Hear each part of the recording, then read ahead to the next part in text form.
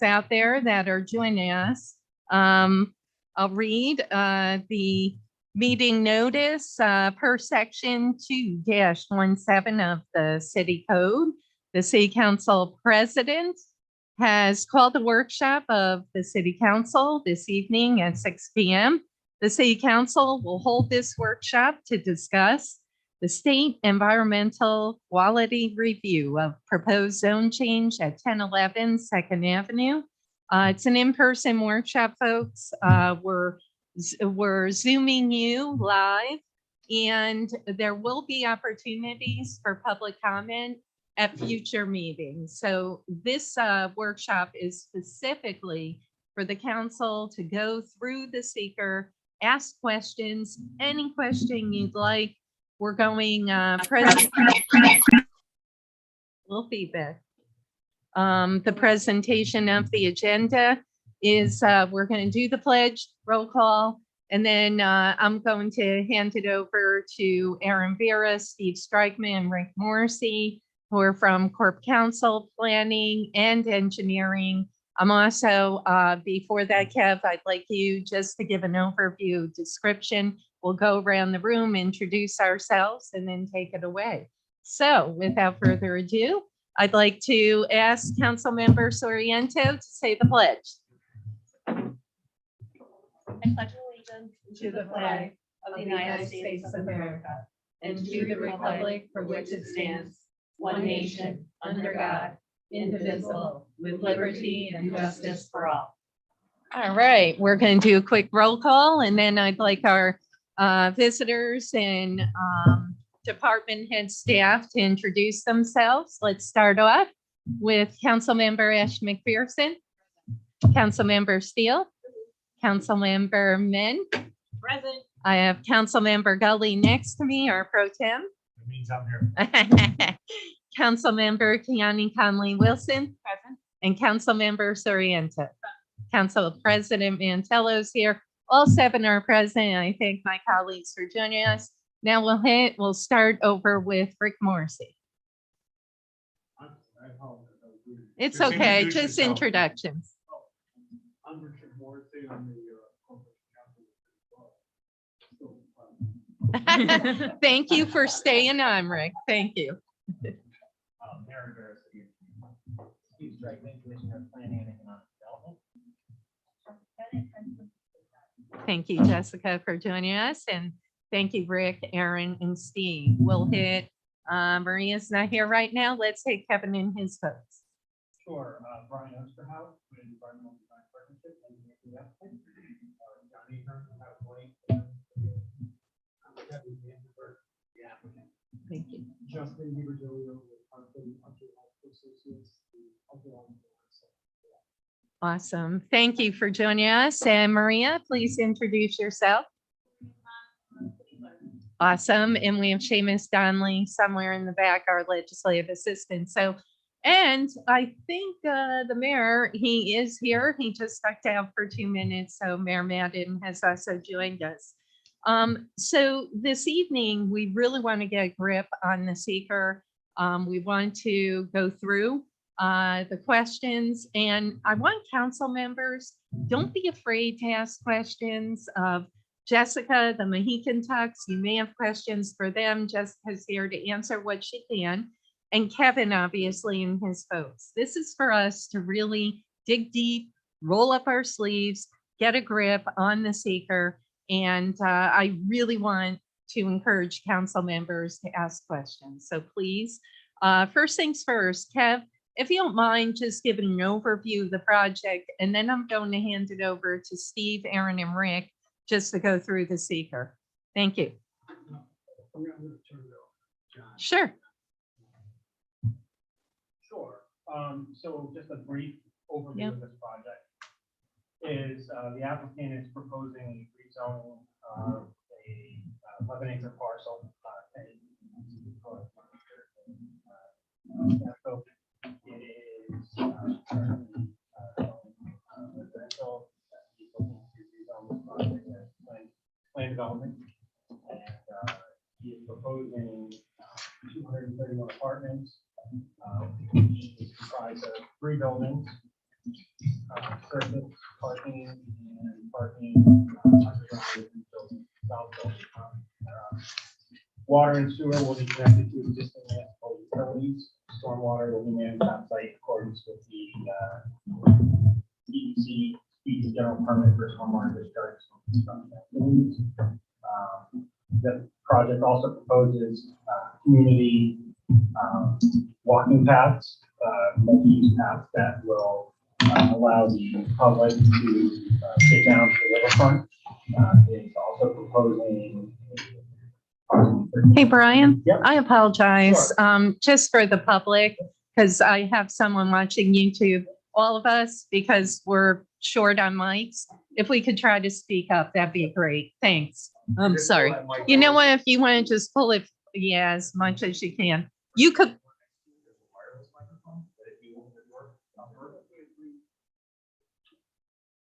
Yeah. You might want to take it away from the other mic. It might interfere. Yeah. Or turn it off. Yeah. Thanks, Aaron.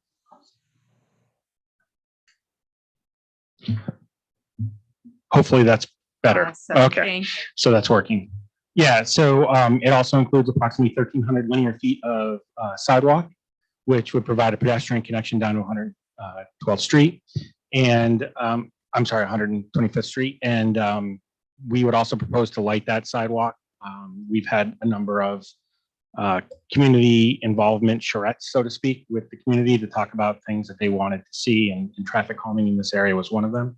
So there is a proposed kayak launch that would also be open to the public as part of this project. And I think that's about it. Okay. Thanks. And like I said, that's just a brief overview. We'll dig deep as we move forward.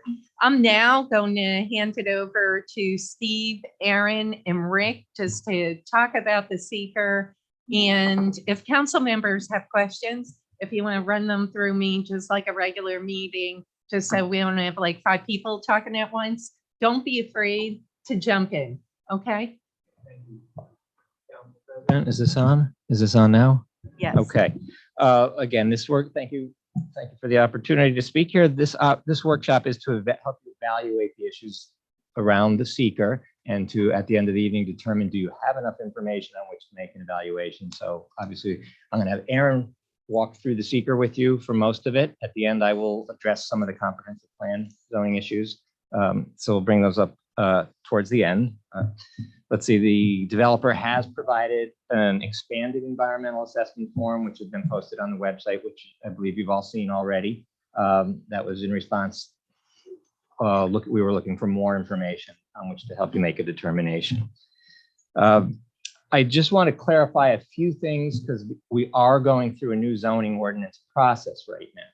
And initially, as we were going through the new zoning ordinance, we had looked at making this parcel waterfront development, but we determined that it would be better just to leave it as it is, single family, because this was already in the hands of the city council. So it was really not a decision that it should be single family or that it shouldn't be single family. It was so that it didn't look like we were trying to slip one by the public without going through the process. So that is why it is still single family in the proposed zoning ordinance. And there's a reason we're updating our zoning ordinance. It's, as I always say, it's vague, it's contradictory, it doesn't provide a lot of guidance, it needs to be updated. And the existing plan development district as it is, I think it has some inconsistencies in it. I think some of the density requirements may be a little contradictory, but they don't provide for the benefits that you want from the plan development district to get creative with the placement of buildings, have more density in certain areas, so you can have public amenities and preservation of open space in other areas. The new proposed plan development district, which is not adopted yet, doesn't talk specifically about densities. It just gives you the opportunity, the city council, to review the application and determine how it complies with the comprehensive plan, how it complies with the zoning, the community character, and then approve it or not based on that. And the other thing I just wanted to add is that I know there was a letter that we received last night. I believe there is a correct pointing out that on the seeker box on page 2, that there is, and actually, I thought it was on page 2.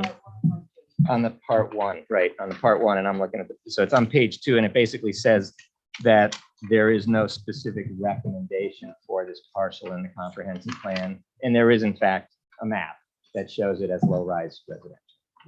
Go through that again, And I Steve. didn't. That's, I'm sorry, it's on page 2. Let me look at it, because the one thing I didn't bring was my part 1. It's page 2. C2A, do any municipally adopted comprehensive land use plans include the site where the proposed action is be listed? If yes, does the comprehensive plan include specific recommendations for the site where the proposed action to be located? Okay, and it says no, and yes, there is a map. I apologize. Mine, page 2 is, in- You're probably looking at part 2. oh, okay, I I have did part 2. not provide the part 1. See that? I only have So part could you 2. please explain part 1? See, part 1 is the development pulling out information. Part 2 is where we research and we make decisions on the information we get. So we need part 1 to see the Vandenberg team's answers. And if you look at on the part 2s, it specifically asks.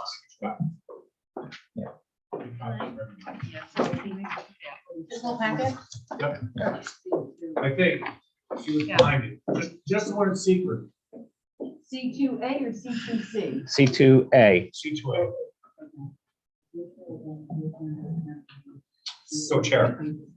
Yes, Council Member Steve, while we're Kelly. waiting for Steve, I have a question. You had said that when you were reviewing the zoning, you were gonna make that waterfront property, but you didn't because the project was in the hands, the developer's project was in our hands. But what was your enticing thought and why you thought it should have been waterfront property outside of this project? Well, and again, this was a committee with representatives from throughout the city that reviewed the plans, and we thought there was an opportunity to do more development along the riverfront where there are where you could have some higher densities and yet preserve more land to make public space to allow for better development. Okay, so it wasn't just this project that you were thinking. We did this pretty much mostly along the waterfront in the Yeah. proposed zoning ordinance. And we're looking at that all the way down through on the river for all the sites. For many, there are certain areas, even Lansingburg around the 120s where that doesn't make as much sense, but above that and below that, yes. Okay, thank you. So can I go back whether just if you can explain how. Council Member, go for it. Yep. If we can just go back to where you were saying on the part 1. Yep. You're saying the C2A should Right. be a no. It should be it is a no. I It believe. is a yes. The C2A is a yes. Then it says, if yes, does the comprehensive plan include specific recommendation for the site where the proposed action would be located? That says no. That should be a That's the yes. yes. That's the That yes. should be the yes. Yes. So do we have to do anything to change this, or is that just a?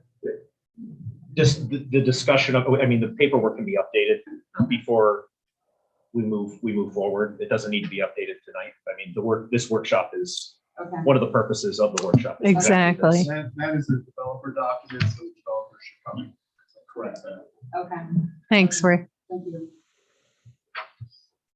And while we're waiting, hopefully, we'll get it shortly, but, Kevin, one of the things, I think I heard throughout the public hearings, things to that nature, as you know, I'm very passionate about balanced development, especially along the waterfront. And we had talked about, and I know we're not at that stage, and obviously, if you don't want to answer, I totally get it. But is there potential to dedicate some open space? We had talked about it. I actually walked the site. The site does have incredible potential. And I know we talked about the kayak launch, all that. And I know down the road, that's when the project would really hit the planning stage, if it were to get that far. And I don't know if you and John and Brian have, talked about some dedication for open space or potential. We talked about trail, potential kiosks, things to that nature.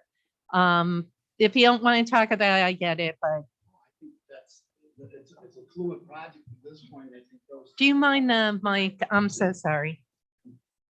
I think it's a constantly moving animal right now, and all those things are open for discussion.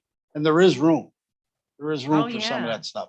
I mean, there's a lot of space there. I mean, you're Yes, there talking is. 9-10 acres. Yep. All right, well, hopefully we'll get that part one shortly. And it- If you feel So- we can keep going, if you guys are good. I'll hand it off to Aaron. Aaron. Here it comes now. I just want to point out that on the part two you have, if you look down below where it says 1, impact on land, and then there's the table, this is where it starts. It says relevant, the second column over, which is more to the right, says relevant part 1 questions. Okay, so that is what you would refer to on the part 1 to help you make your determination. You refer to for the first one, A, the proposed action may involve construction on land where depth of the water table is less than 3 feet. You would go Yeah, back to this the is part what I 1, need. section E2D, and that would help you answer the question.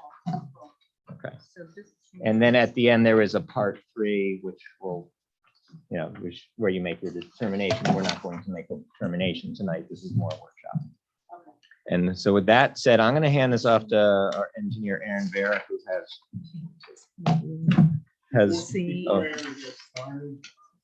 Especially for the benefit of the new members of the council, I just want everyone to understand where we are.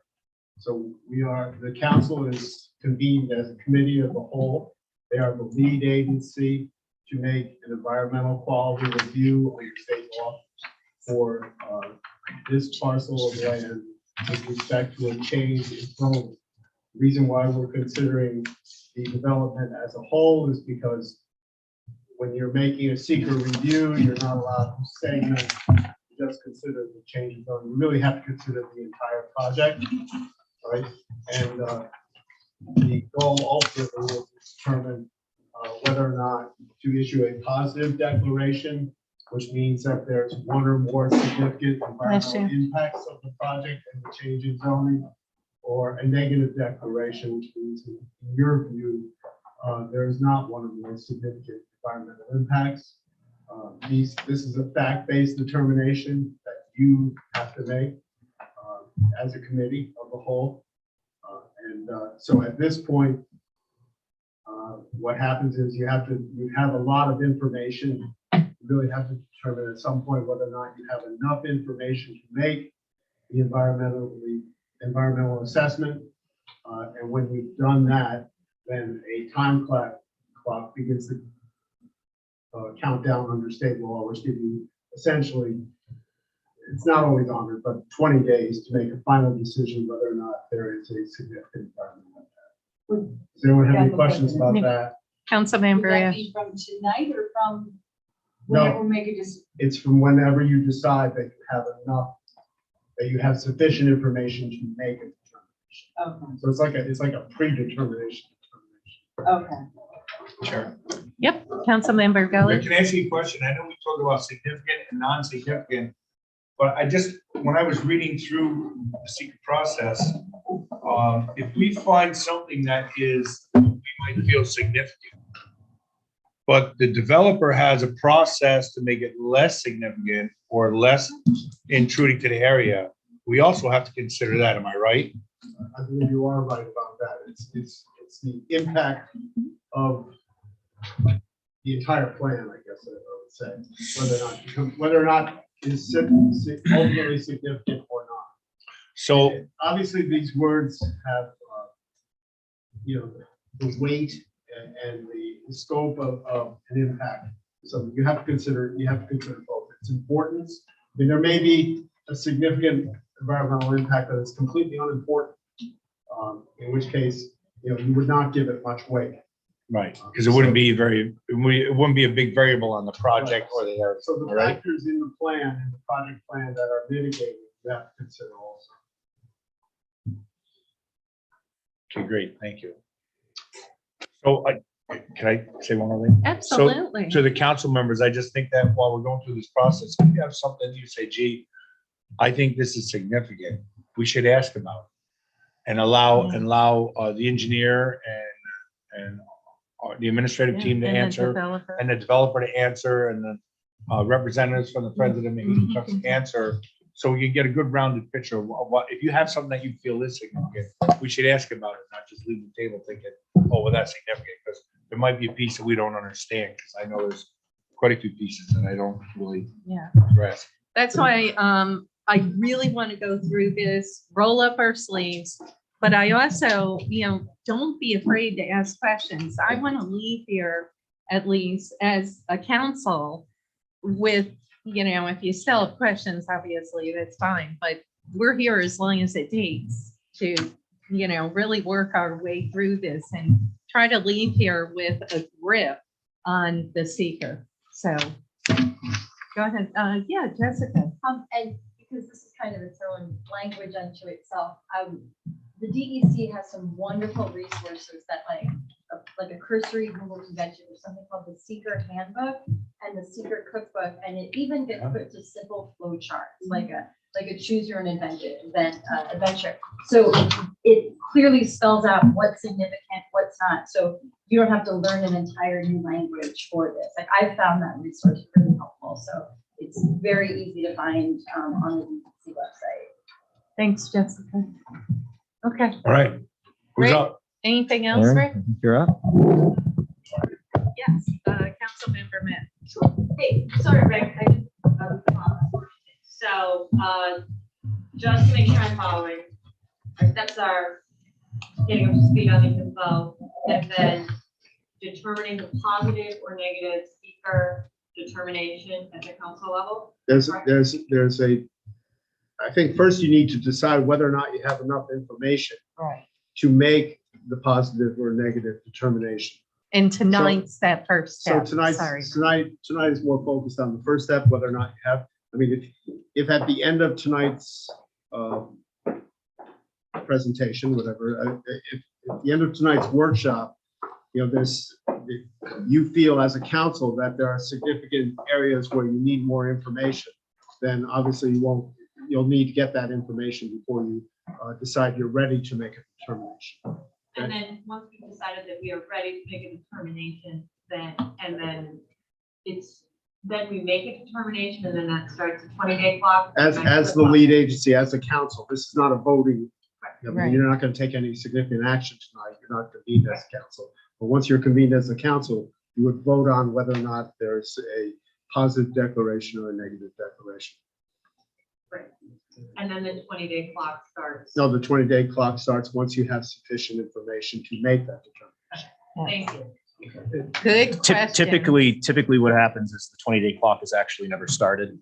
You would determine at a meeting that you have enough information. And then typically, because 20 days would fall before your next scheduled meeting, you make a determination that evening. Okay, That's fair enough. standard. Are we ready? Jessica, you concur, right? Yeah, just so, and again, this is such a unique language, just so everybody is on the same page. And maybe Rick can speak to this, because he's kind of expert here. A positive determination means you would like more information. You think more studies are warranted. So it's not a stamped approval, it's Right. a yes or no. It's a mechanism to get more information. Yep. So you don't have to have all the answers at your decision. Do I have that right? Yeah. I'll clarify that a little bit. That'd be great. If you Rick. make a positive declaration, that means that you view the project and the change in zoning as having a significant environmental impact. That is not the end of the story by any stretch. What Right. happens then is the developer then goes back, and what you've demanded essentially is a full environmental impact statement, okay, which is a more elaborate thing based on the impacts, based on the significant impacts that you find the project will have. Okay. Okay. Kev, do you and your team want to add anything? I think there's a little bit There's a little distinction that needs to be identified. In a pause deck is not a way to obtain more information. If you don't have enough information to make a determination of significance, then we can provide you with that more information. The purpose of the pause deck is if this board has identified significant adverse environmental impact, and then the purpose of that would be for us to study. So it's the purpose of the EIS would not be to gain more information to make a determination of significance. Greg? Okay, I thought that's what you said. but- Yep. okay. cool. All right, Aaron. Are we good to go? Yeah, Does thank it- you. Does everybody have a blank version of part 2 in front of them? We do. not, I That's have it the up on my one that screen as well. I had thought Steve was talking about earlier. I'm like, wait a minute. Okay. So on the screen, I'm going to toggle between I a don't- blank part 2. Hold on, Aaron. Okay. Maria. There's a lot of, there's a lot of papers here. So here, Maria, right here. Do you have? No, here, I unstapled it. Can you make a copy for Steve? Here are 2 extras. Oh, perfect. We have 2. There's 2 extra right there. All right, thanks. That's one with the state. Keanu, you have the better one. That's my wrinkle. Sue needs one and Emily, you have one. We're good. We're good. I have 2. Blank part 2 is not Yes. Good. on. Awesome. All right, Aaron. Yep, we're good to go. Okay. So what we're going to Jeff, do, do you need one? No? All right. the process I thought we would follow this evening is simply walking through line by line the part 2. Normally, we would not do this at a public setting, a public meeting, because it's very time consuming. But I think it's a good structure for a workshop like this. Yep. Um, Thanks, Aaron. So we'll start with number 1. The first question that you guys are tasked with is impact on land. Does the proposed action may involve construction on or physical alteration of the land surface of the proposed site? Yes or no? This is a pretty easy one. Right? The answer to this is yes. And we should just add, if the answer is no, then you just skip to the next question. Okay. So then that brings us to question A. The proposed action may involve construction on land where depth to the water table is less than 3 feet. You can go to E2D, yep, of the part 1, where the applicant was tasked with answering this question. So we go down. Ooh. These little keys right here. Okay. So do you guys get it? There's here, the first column has E2D. So you refer back to part 1 to get that to move forward. So go to part 1 and go to E2D. So, to answer this question, the applicant has provided soil information. They provided federal and state records of soil information. Based on the information provided, the answer to this would be no. Not only does the proposed action not have a large impact on groundwater is deeper than 3 feet. So it doesn't have groundwater. Can you hold on one sec so these guys can get here? E2D. Okay. So this is the legend for that.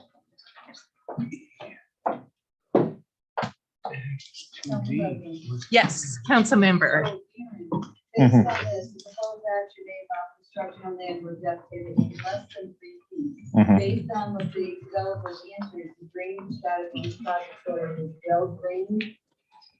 well, it's not that it's well drained, it's that the average water depth is greater than 6 feet. Okay.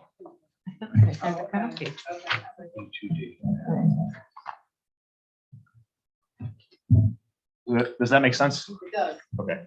It doesn't Oh, mean- good. That shows that. Good. So if I were to- Okay, we're sharing. That technically would have no impact. Correct. No or small. No This project will obviously have an impact on the land, no doubt. The question is it a small impact or is it a substantial impact? All right, so what is the average depth to the water table on the project chart? Assume 6 feet. How did you guys get that? Sure. So there's You went NRCS. in, right? Yeah, so a couple of different ways, right? There's NRCS soil mapping that is done for all areas of the United States. It gives you depth to bedrock, depth to groundwater.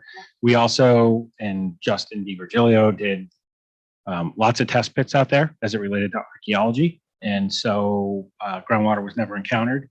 We also did test pits with the backhoe out there to confirm that where bedrock and groundwater were.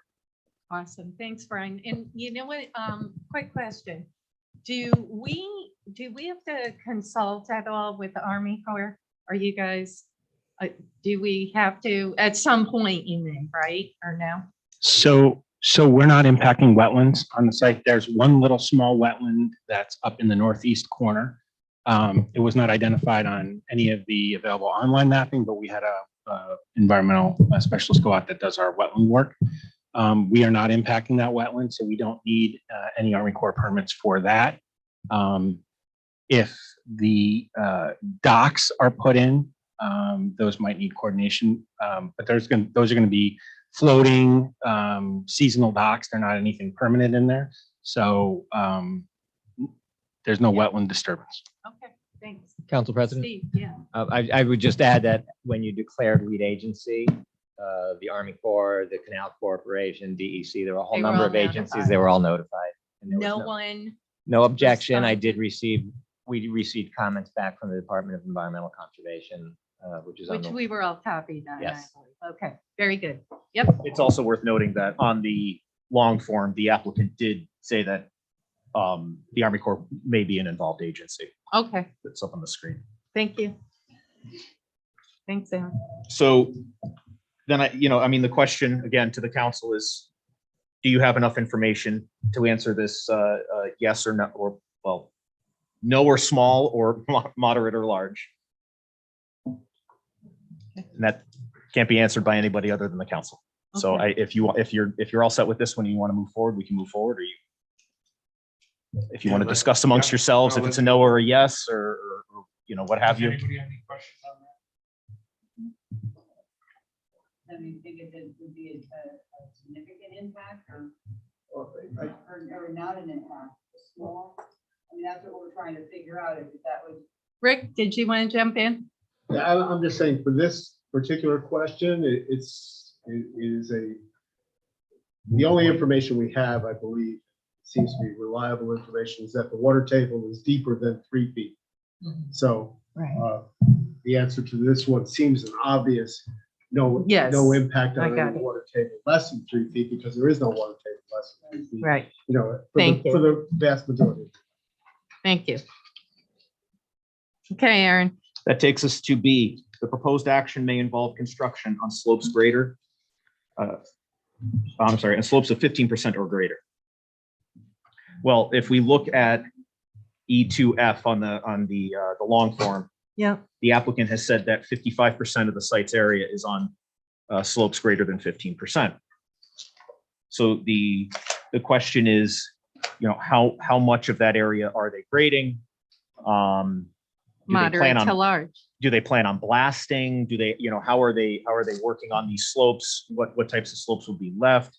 And from the information they've provided, their construction methods are typical. There's nothing atypical about it. They're not leaving slopes that would be considered large or significant. The construction's, again, just very typical of that. Also, they do have, which we're getting to, bedrock is rather shallow. So you don't have the worry that you would have elsewhere in the city of slope failures and movement, things like that, right? Essentially, there's nowhere for this stuff to move. Did you guys want to add anything?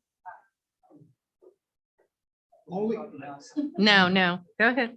Yeah. Just add one thing, because it's come up a number of times about this blasting. There's no blasting to be done there. I go back to the the guy that we know from North Scottico, who knows more about the land in the area than anybody, Warren Fain. And Warren dug all the land down the other end and ripped all the stone down there. So I know that that's come up a couple of times. We have no intention of blasting. Okay.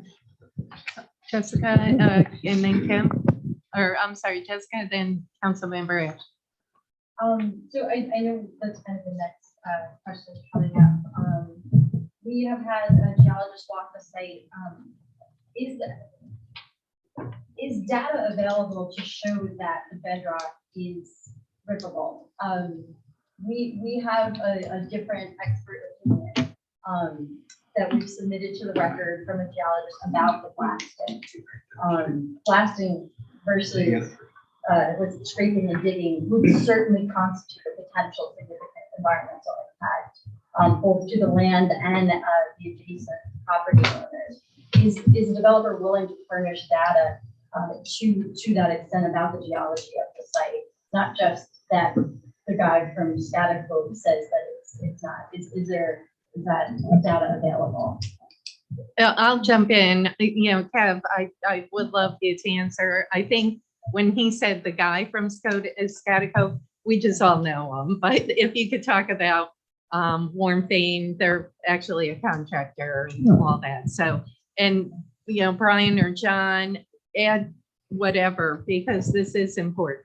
Thank you. Sure. So when we did test pits out there, the buckets were used on a mini excavator. The bedrock is very rippable. Maybe Justin can even confirm that's why it was used in previous iterations for tool making. But the rock is quite friable in your hand. Our field scientist ripped some off with his own hands. It's quite rippable, and I think what Mr. Vandenberg, and I don't want to speak for him, but was referring to is that on the adjacent site down by, same thing. A typical bucket was used on an excavator that knocked down over 25 Did feet. Bain do that? They did. If I you didn't go- know that. If you drive behind the Hannaford, you can see there's a 25-foot Right. piece where he ripped it down. And that's right in the same range that we would be ripping. I don't see going any further than that. But it's a very rippable rock. Okay. And you have that data and backup. As Right. Aaron reminds me, there's a significant water line installed on the property that was done by boring. There was no blasting involved. Right. Okay. Good point. I'd like to, I'm not trying to skew this in any way. Yeah. Hey, I've- we're here I've- to get I'm told answers. that, but I have no dog in this fight, really, okay? Yeah. So, but when you answer these questions, because I can't answer them Right. for you, okay? But read them carefully. I mean, it just says, for example, the proposed action may involve construction on slopes of 15% or greater. Well, E2F says Yeah. that 55% of the site is 15% or Mhm. greater. So we Right. know it involves that. So that's a factual issue right there. And it says, then you get two columns here. No, well, no is wrong. Okay, Right. because it obviously does. Yes. Right? Then it's moderate to large impact may occur. It doesn't say it will occur. It just says it may occur. So I think if you answer these questions factually, it just seems to me, when you think about it, column 2 is the answer to that one. You make up your own minds, all right? Right. But I'm just looking at that. It's not saying that there will be a significant impact. It says that, but there may be an impact, and certainly it's not no impact, Right. okay? Absolutely. And the first column says no or small impact. It doesn't say no. It says Right. No or Right. small. Okay. Second column. Right. And First Steve's right. It council could be a member small impact too, but at this point, I don't know what you know. Okay. Yep.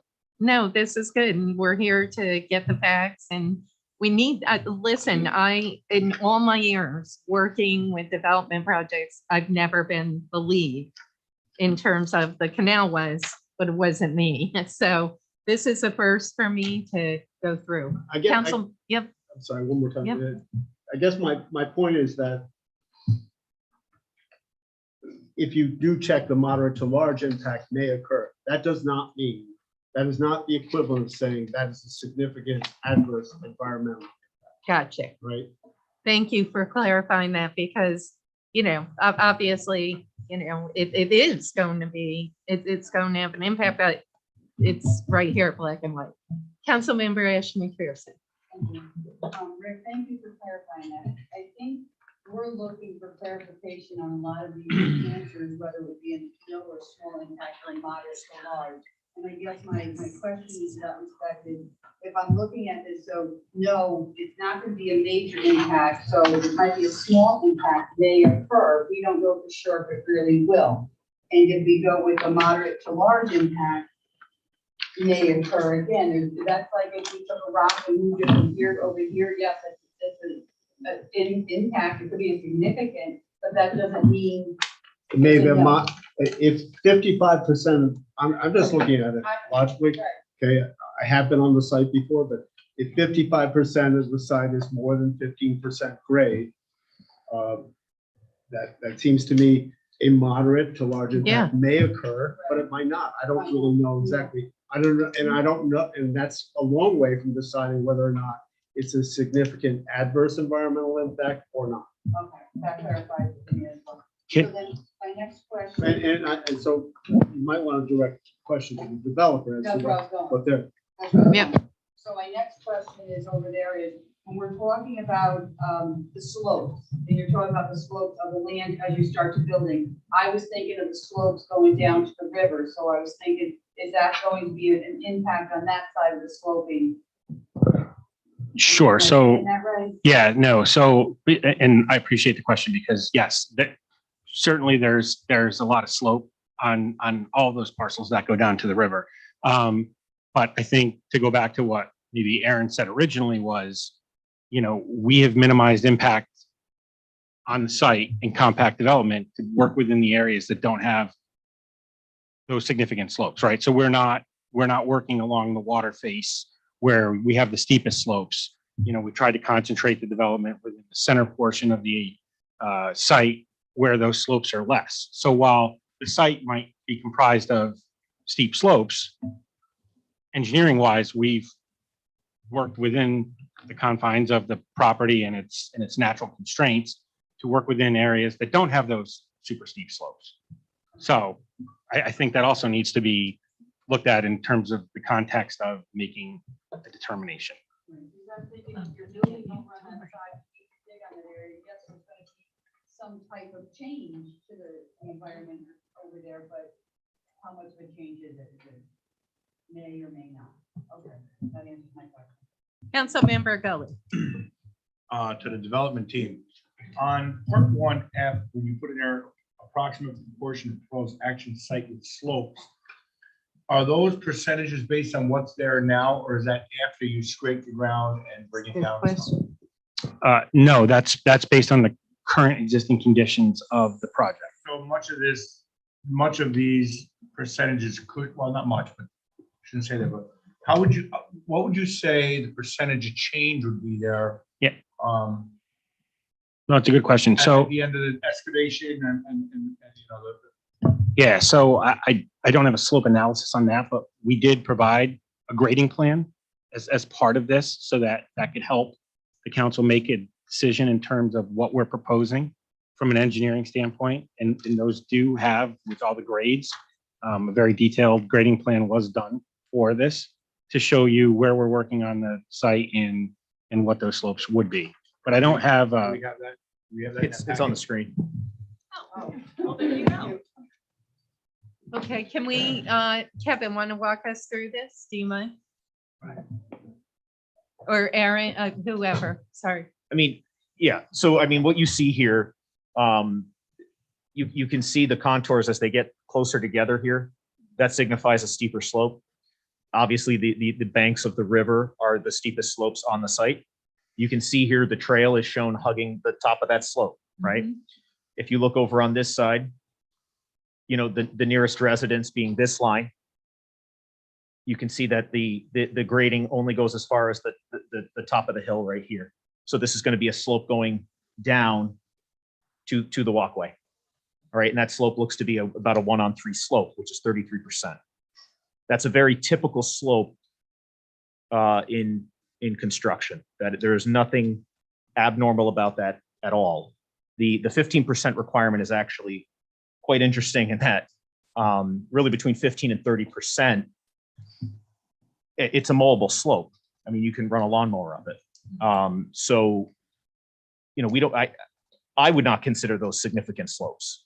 Also, they're, you know, touching an existing steep slope is really where you can run into problems. They're not proposing anything like that on this. They're leaving the steepest slopes alone. So you see the bank of the river here, and then as you come across, somewhere in here is we have a CSO outfall. I'll go to the next page. I saw that. Which is not So, seen on this page. So this is the second sheet of the grading. as we're- Eric, hold on Sorry. 1 sec. Sorry. Go ahead. so by looking at that map, would I assume that most of this 55% of the site, 15% or greater is really not where they're building, it's just down by the river and on the side. It's really not where they're actually putting in the buildings. Most of that heavy slope on that would be down on the other side of the trail and on the other Correct. side of the bus. It really wouldn't be where they're building. Correct. It's also not an area that has a history of slope failures or slipping or anything like that. You know, this is, it'd be much different if, you know, this was in another area of Troy. You know, we all know the slopes that move from time to time, yeah. right? That's not a concern here.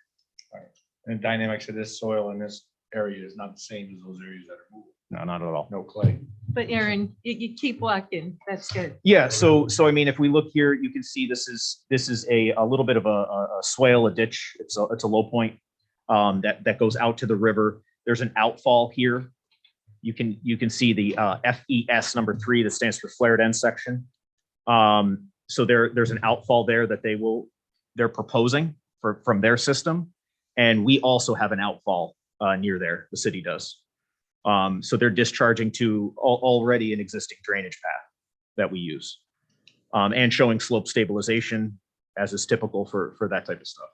Again, you can see that the pathway, you know, again, as the contours are further apart, that is flatter. As they start to get closer together, you start to get to slopes. So you can see the slopes off of these buildings here are flatter than the slope that we just saw on the south side of the project. Again, if we keep moving, you know, and we're looking at, again, where you see a lot of contours, you know, here, this is a hill, right? And they're cutting into this hill. So really the biggest areas of cut and fill are here, right? Where we're cutting in order to lower this area so that, you know, for the parking in the building. And then on the south side, that's the most earthwork that's involved. And Kevin, when I walk the site, maybe you can answer, from the roadway, you're not, what are we seeing in terms of height? Because it is so kind of sloped. It's oddly shaped. Yeah. Yeah, it's very oddly shaped. So if you look here, the road is at about 48 feet. And then here, there's a berm that goes up to 54 almost. Right. So it's about 6 feet higher. And if you see the little squiggly line there, that's your tree line. So that's going to remain vegetated. Yeah, and With the current growth of trees that are and we're on kind it. of jumping ahead because we do talk about that in visuals.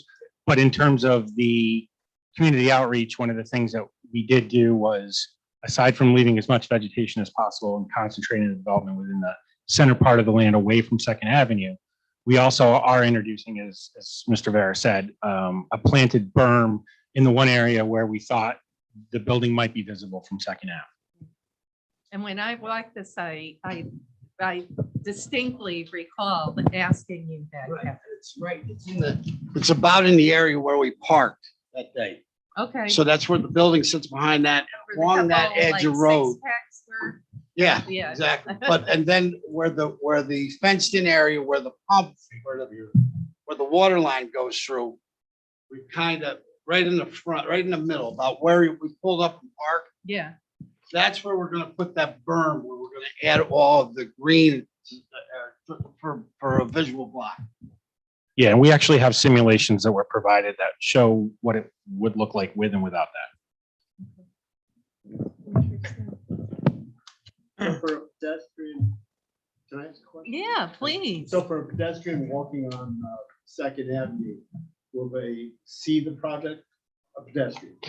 Yeah, the intent was to minimize it as much as possible. So that's why the berm and the vegetation was there. And as time goes on, that'll get bigger, but the idea was to hide it as much as possible. You might get a couple glimpses through it, but we were proposing evergreens in those areas so that you wouldn't have seasonal views that you would with deciduous trees. That was, I mean, But again, it's that kind of open area where the water line comes through. That's the most, exactly. Yep. Yep. And we have a simulation that shows that. That grade is what, right, 6 feet higher than the road? Yeah, Up to there, and then we're adding on top of that. Yeah, it's already. So it's a visual. Correct. Right. so. yeah. Okay, Aaron, can we get back? We I apologize. absolutely can. Next question.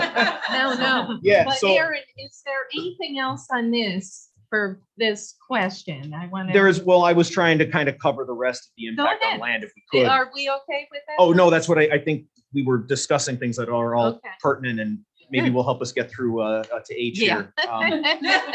So Maria, how much pizza do you have? So, I mean, again, the council, you don't need to make a determination now. We can Right. move past B, but that's Yep. kind of the question, right? Yep. C is in a similar, again, a similar vein. We're talking about the proposed action may involve construction on land where bedrock is exposed or generally within 5 feet of existing ground surface.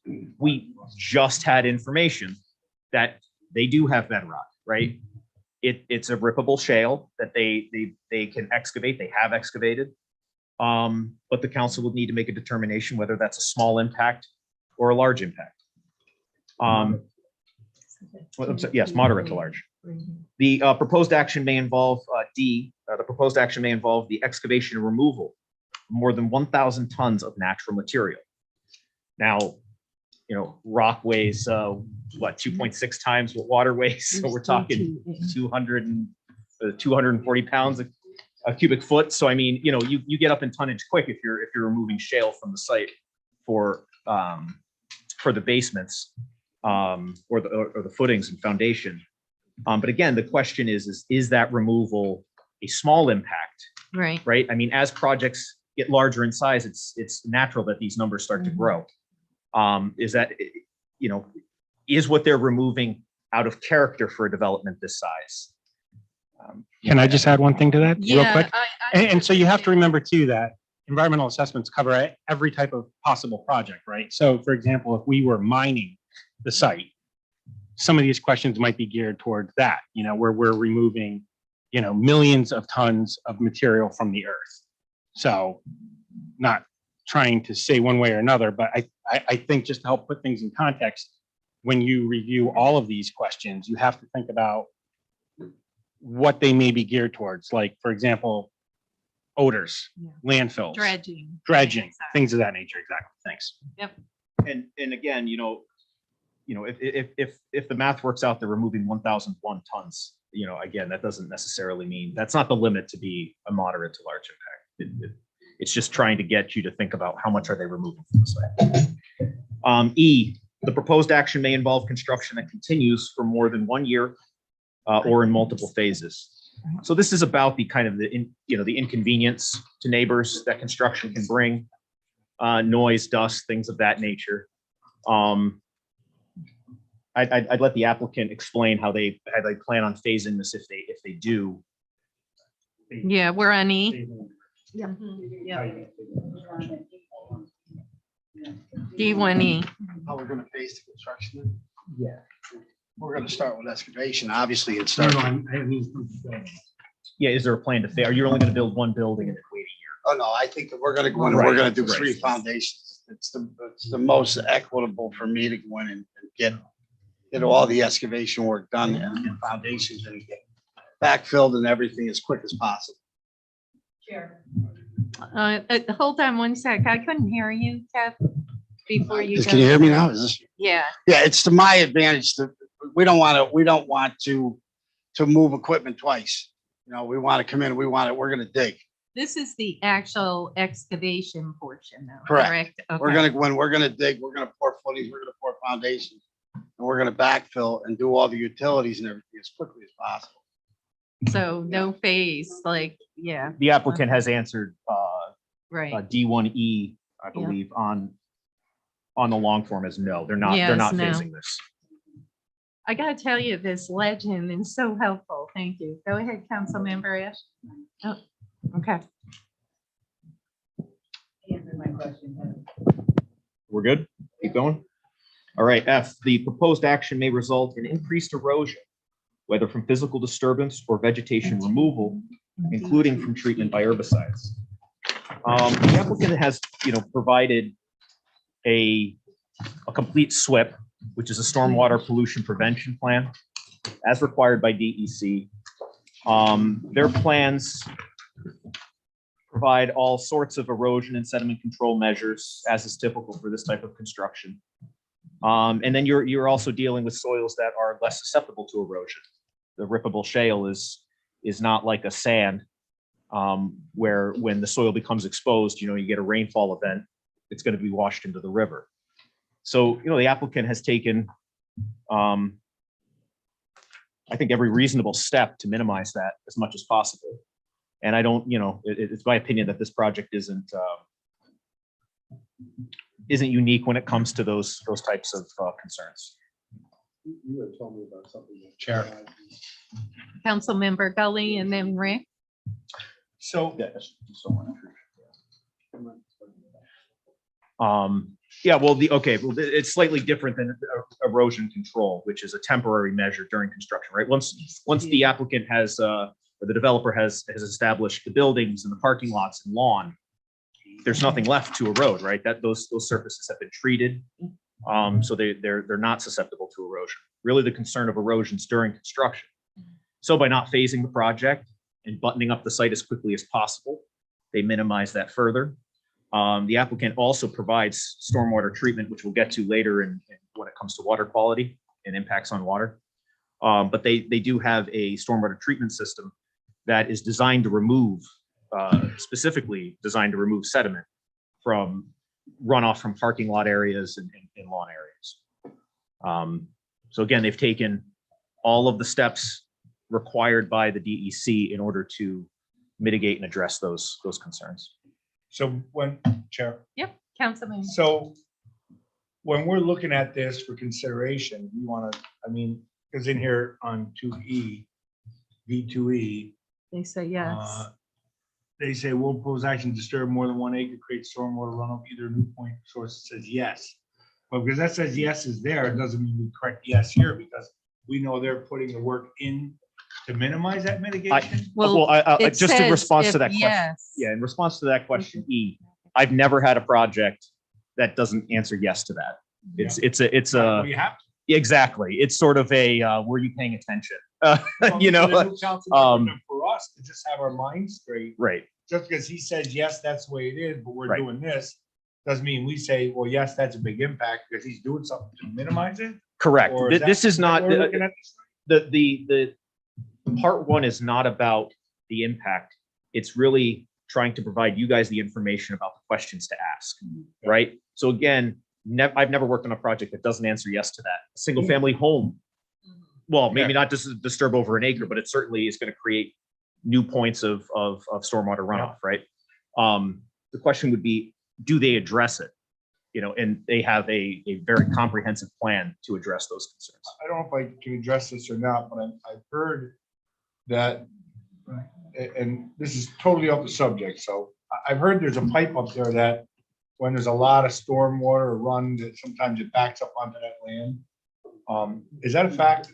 Yeah, you're talking about one of our CSOs, our combined sewer outfalls. Yeah. And there is a combined sewer outfall that discharges actually within the bounds of their property into the Hudson. And as is typical of all CSOs during large storm events, when our sewer system can't handle the stormwater runoff, we have structures in place that divert flow into the river. That diverts a combined sewer, which is your sanitary sewer and your stormwater combined, going out to the river during. Listen, the and- Hudson is much cleaner now. Yeah, except for when it rains. No. Well, no. And just to add to that, if I might, we also will then also have to do a CSO mitigation project for the city in certain areas to offset that impact. And moreover, and again, we're kind of getting ahead of ourselves, but one of the things to also consider is during construction, because this is covered under a stormwater species general permit for construction, there'll have to be weekly stormwater inspections by a qualified individual who meets certain criteria to go out on a weekly basis and assess erosion and sediment control practices that are being implemented during construction. Correct. In the city, as an MS4, which I don't want to get into acronyms too much here, but the city essentially has its own permit requirements with the state. And we're required to make sure they are complying with their permit. Yeah. So, you know, it's But I'm saying, at the end of the day, that whole problem up there is gonna be fixed. Am I correct? So my understanding, and this is really a question for Chris Whelan, their CSO mitigation project has to take place in the same area of the system that they are impacting. So the reason they have to do a CSO mitigation project is because they're creating new residential units. Those residential units have a sewer flow that goes into our sewer system. And if you can imagine the CSO discharging during a rain event, well, when you add that additional sewer flow as like just a background flow, now you're discharging out to the river during a slightly smaller event. And we're not allowed to do that under our permit with DEC. So they're required to remove the same amount of runoff of sanitary sewer flow that they're putting into the system out of the system from that equivalent runoff out of the system. So that could be going to a roadway. We have catch basins along our road. They pick up drainage. It could be them installing a pipe so that goes out to the Hudson as opposed to going into our combined sewer, right? Now that stormwater is going out to the Hudson, which is a cleaner source of water than combined sewer, which is raw sewage. I mean, you know, it's diluted, but it's raw sewage.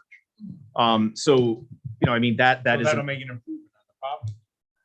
that would improve, yes, that would improve water quality. Yeah. Council President. Yes, Kevin. And some of us screw up in Lansingburg and know Lansingburg a little better. We know the flooding scenarios that happen down in the Price Shop. It's bad. So, and this is a fairly significant thing, and it's important to realize that when he talks about us removing water off of the system, that means that we're going to take less water that's heading down there as well, and divert that water into our system and off into the river. So in some respects, it is going to help flooding down at 124th Street. On Second. All that Second Avenue, which we'll get into more with when we get to the stormwater. So Yeah, I'd like to talk about yeah, that. It's really important. I Yeah, mean, that it's really- area, it's obscene.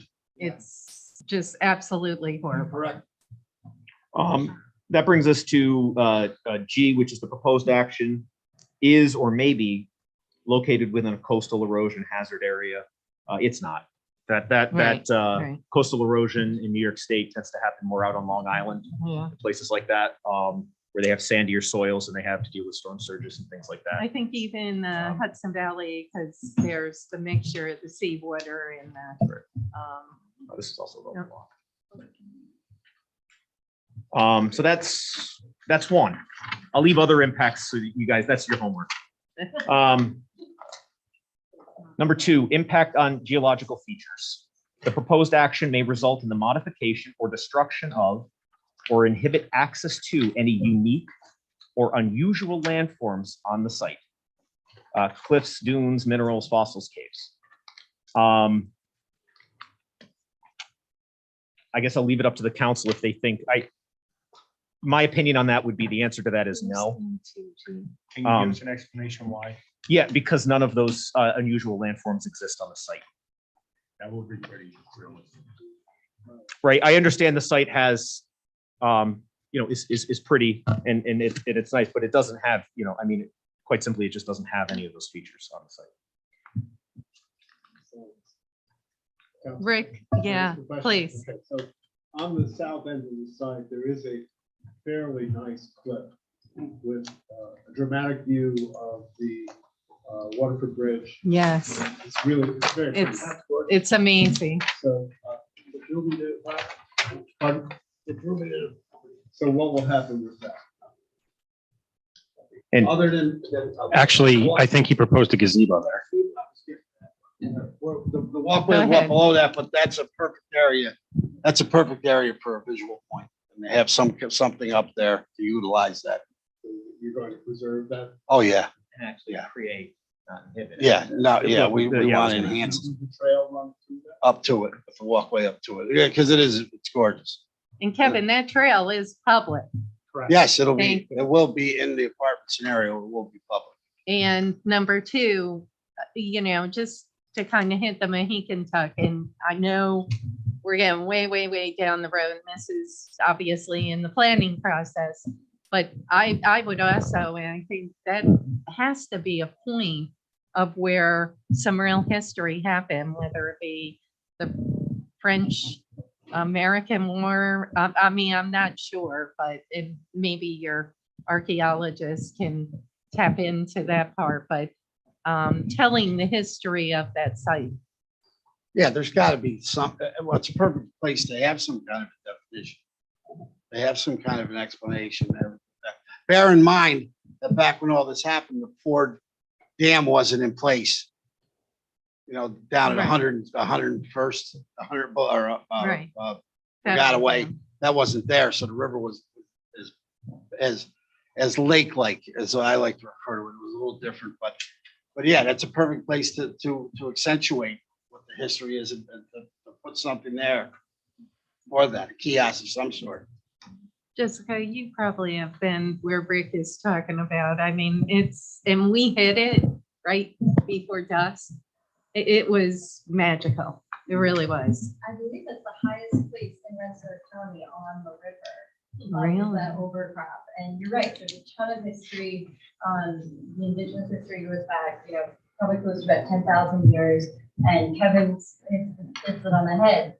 Why Waterford is called Waterford, because the federal dam, that was the farthest point south that you could cross the river in the summer on foot. To come up from New York City and go to the other side, that's where you did it. But there's a lot of colonial history there. That's where General Gates crossing his campaign to Cambridge was on that site. Mhm.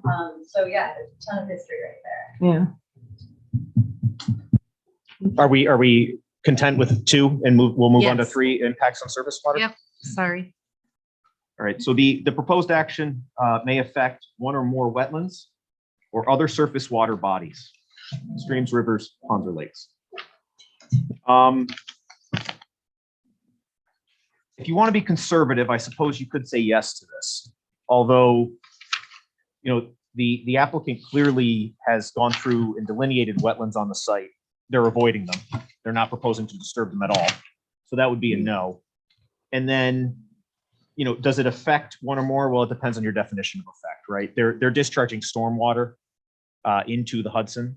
So it may be worth answering the overarching question, yes, and then going through each of the items one by one. Yeah, I Which we mean, can do. Avery's fine, yes. Okay. So, then A, the proposed action may create a new water body. That's a no. yeah, The proposed action may result in an increase or decrease of over 10% or more than a 10-acre increase or decrease in the surface area of any body of water. No. The proposed action may involve dredging more than 100 cubic yards they're not judging. of material from a wetland or water body. Correct. No. The proposed action may involve construction within or adjoining a freshwater or tidal wetland or in the bed or banks of any other water body. They may, right? They Yeah. may have some stormwater outfalls that are on the banks of the river. But I would, again, my opinion on that would be that that's a small Me impact. too. Right here. Obviously, there's no title, Surface there's, water. I shouldn't say there's no title. Well, no, there can't be any title wetland. You're No. you're above the law. But you are, there is freshwater wetlands on the site, but again, they're not disturbing them. And then when it comes to the banks, of a water body. It would be the banks of the Hudson that would be disturbed. Right. But again, they're in, I think, 2 locations. Yeah, and they did answer, yes, on the E2H. Do you guys want to get into that real quick? E2H?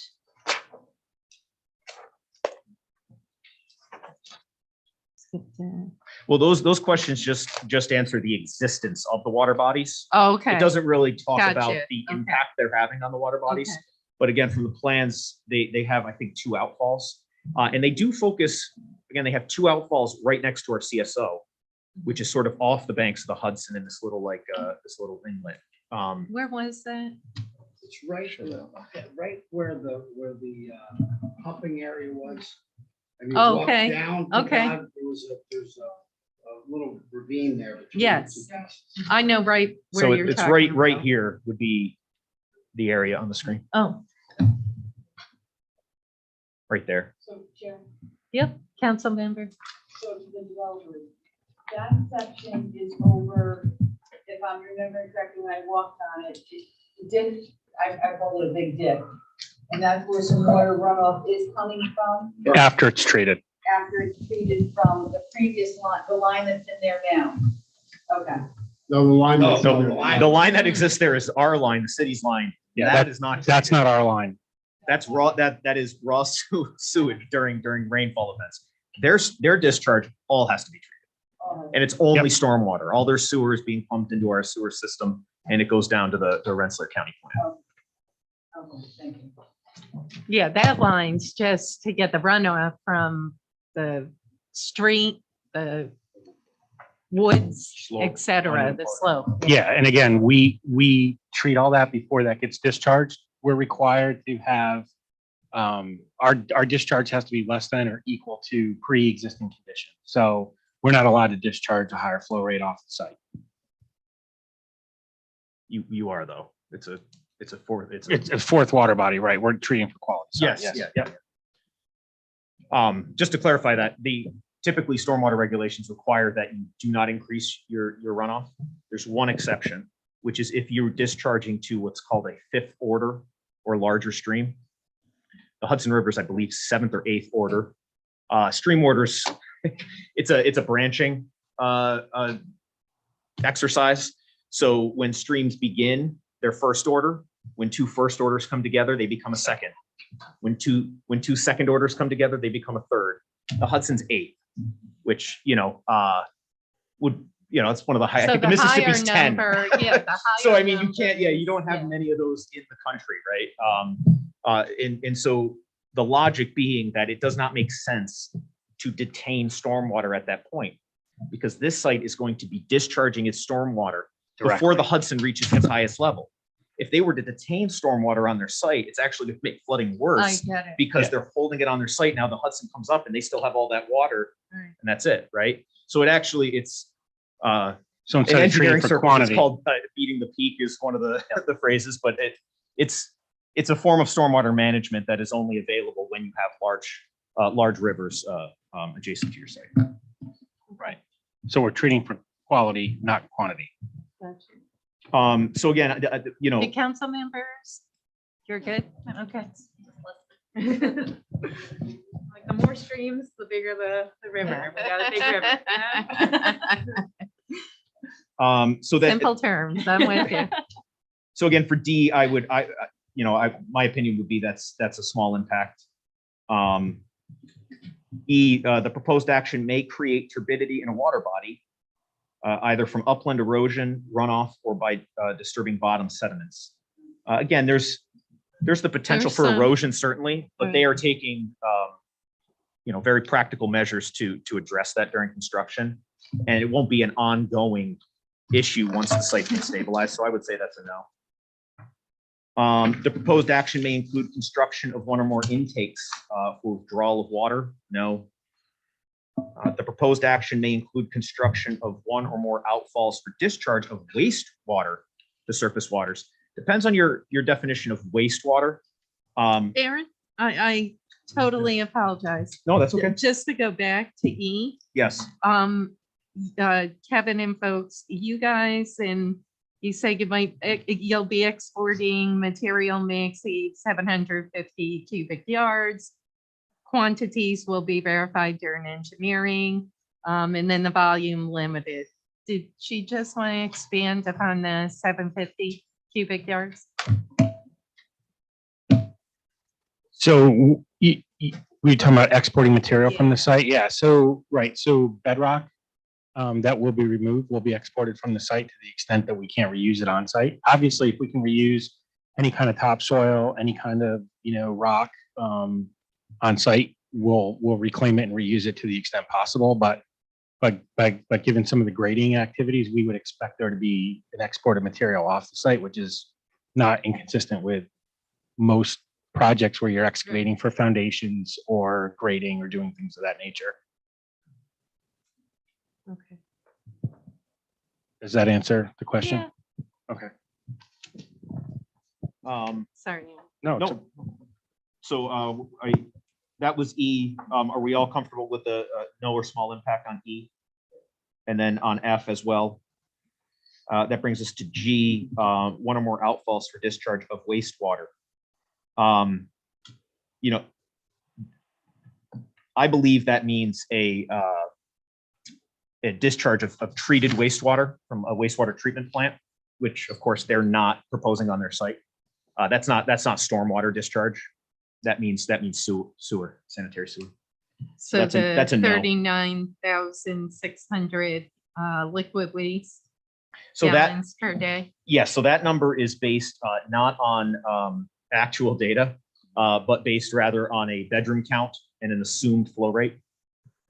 So DEC assumes 100 gallons a day per bedroom. So likely that's where that came from. Their actual water usage will be quite a bit less than that, I would expect. What, more in your house? Oh, less.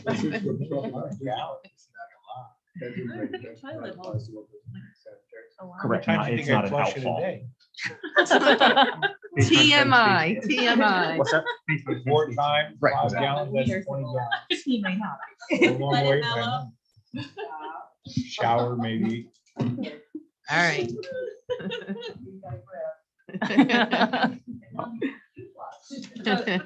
I feel flush right now.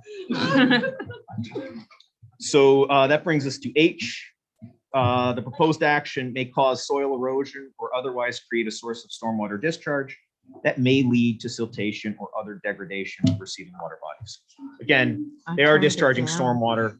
They are taking every precaution mandated by the state to treat that stormwater and to provide erosion and sediment control measures during construction. My opinion would be that's a small impact. If we're all comfortable with that, I'll move on to I. The proposed action may affect the water quality of any water bodies within or downstream of the site of the proposed action. So again, this will of course impact water quality in some fashion. But as we discussed, part of this project is also a CSO mitigation project.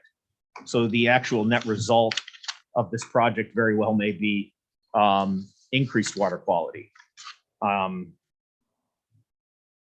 Without getting into more details about that, it would seem that the council could make the determination that would be a small impact, seeing as they are abiding by all of the regulations associated with those things. J, the proposed action may involve the application of pesticides or herbicides in or around any water body. Do you I'd guys like plan that on out. using pesticides and herbicides on your lawn? Yeah, so this is a question that is kind of confusing on a lot of projects. So, most lawn care companies use fertilizer and things of that nature. Those, that's all regulated by the state in terms of what they can and can't use on that. So we're not proposing to use anything other than just normal lawn care. It is, I guess, the best way to say that. But conservatively, you could say, sure, there's some herbicides and pesticides associated with that, but that's all in standard lawn care that anyone would use and, is regulated by the companies that manufacture this, but nothing abnormal. So if we're all comfortable with that, moving on to K, the proposed action may require the construction of new or expansion of existing wastewater treatment facilities. Again, this is, the applicant's proposal is to install several grinder pumps and pump into the city system, which then goes to the county. The county's system has more than enough capacity to handle this. The capacity issue is not the sanitary flow, right? The CSO issue is a rainfall issue. Yeah. So again, during dry weather events, the system has more than enough capacity. The county only maximizes their system during rainfall when they're literally getting as much as the pipes can bring to them. And that's 3. Only 15 more to go. Oh, yeah. Both. Break. No, I'm kidding.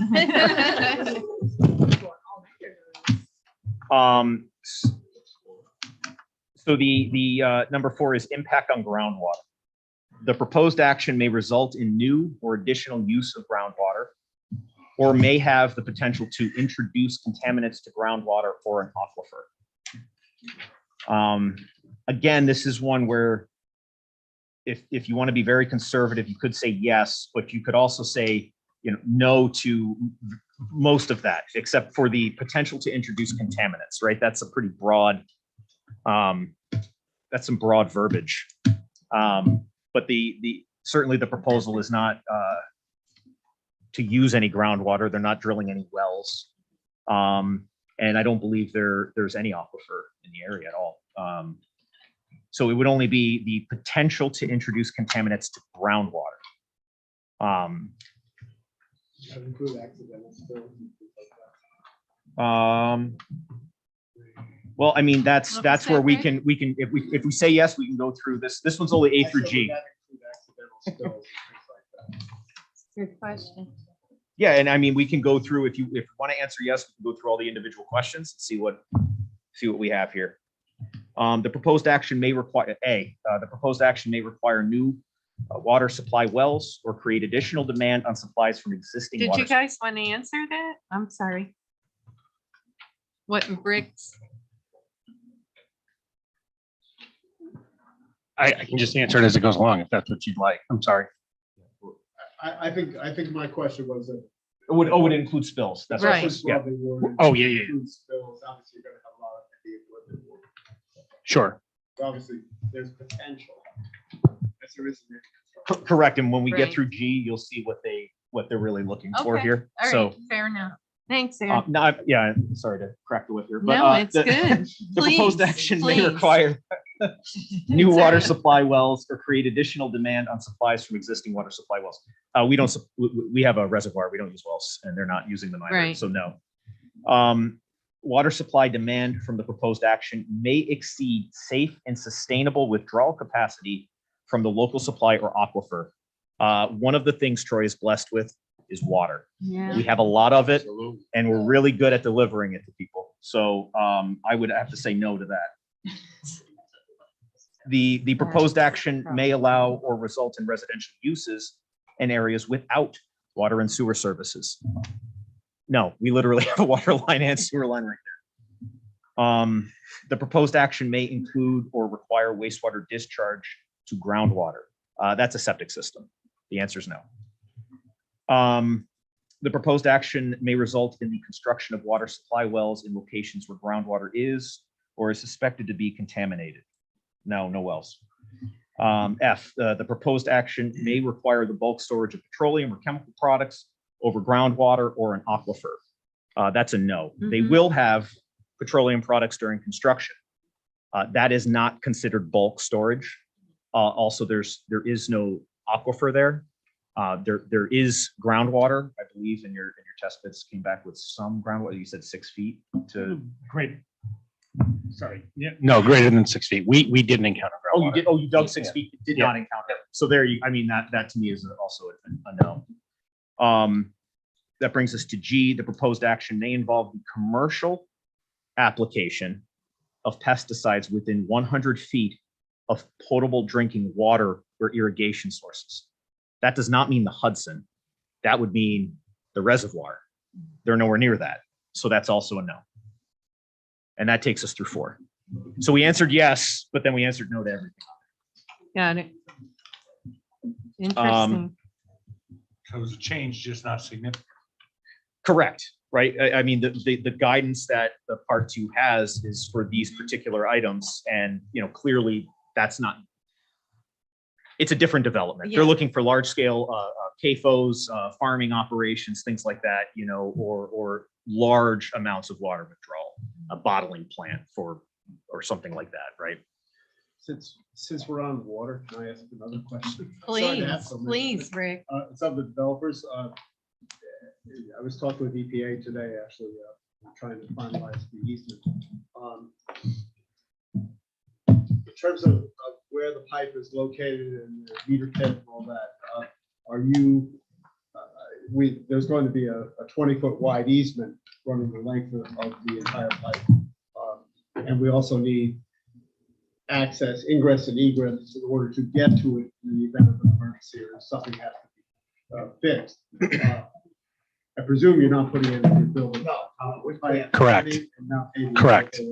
We are going to, with the berm, part of the berm will go into that area, but it's removed. That's removed. Exactly. Yep. No, everything else we're crossing it, but nothing, we're not touching any of that area. Yeah, there's no permanent structures. And you're not going to dig in that. Pipe. No. No, we wouldn't want to hit that pipe. You don't want to- Well, we'll dig in the vicinity of it, yes, because we're going to connect to it eventually, but yes, we're not going to physically, yeah. We're going to, no, You're going to connect yeah, to the water. yeah, the water, yes. Well, yeah, we have the main line that comes up through the development, right? And then we have the other one that's along the west side of Second Avenue. Correct. Yep. Correct. Yep. Anyway, that takes us to 5, impact on flooding. The proposed action may result in development on lands subject to flooding. Yes, there is a flood zone on the property. I might describe it more as adjacent to the property because it's essentially the bank of the Hudson. It does not come up onto the property. It does not come up into the area being developed. But we'll answer yes, and we'll go through the A through F here. A, the proposed action may result in development in a designated floodway. The answer to that is no. A floodway is different than a floodplain. A floodway is actually, if you think about it, where the water is actually moving, and a floodplain is kind of where the water can kind of come up to. So I would say no impact for that. The proposed action may result in development within a 100-year floodplain. Again, with the exception of some of their piping outfalls, the apartment buildings are well outside of the floodplain. All of the parking structures, stormwater, everything except for maybe a few of the pipes, the ends of the pipes. So I would say no or small for that. Same with C, which is the 500-year floodplain. The proposed action may result in or require modification of existing drainage patterns. I'll give you one guess where the site drains. And it's going to drain to the same place afterward, right?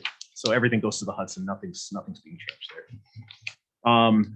The proposed action may change floodwater flows that contribute to flooding. So where this might come into play is on a site that's low and in the floodplain. A developer comes in and decides to bring in a bunch of material to bring the whole site up and out of the floodplain. That's great for that developer, right? It does lower his flood insurance and everything. But what it can do is it can displace flood waters, and those are going to go somewhere, right, downstream. In the case of this development, the applicants suggested that they're only going to be removing about 750 cubic yards. They're not going to be putting much more material back down in terms of filling. They're going to be putting in the parking structure, the subbase and pavement and asphalt. But we're not talking large quantities of fill on the site. So I would say that is a small impact. Yeah, and even though the project is in the 500-year floodplain, what they're doing in part one is answering if the project is in the plain. Correct. Part two is there disturbance? Right. Is what they're proposing going to have a big effect? And again, I would posit that no, it isn't. F, is there a dam located on the site? No. No. And that covers 5, impact on flooding.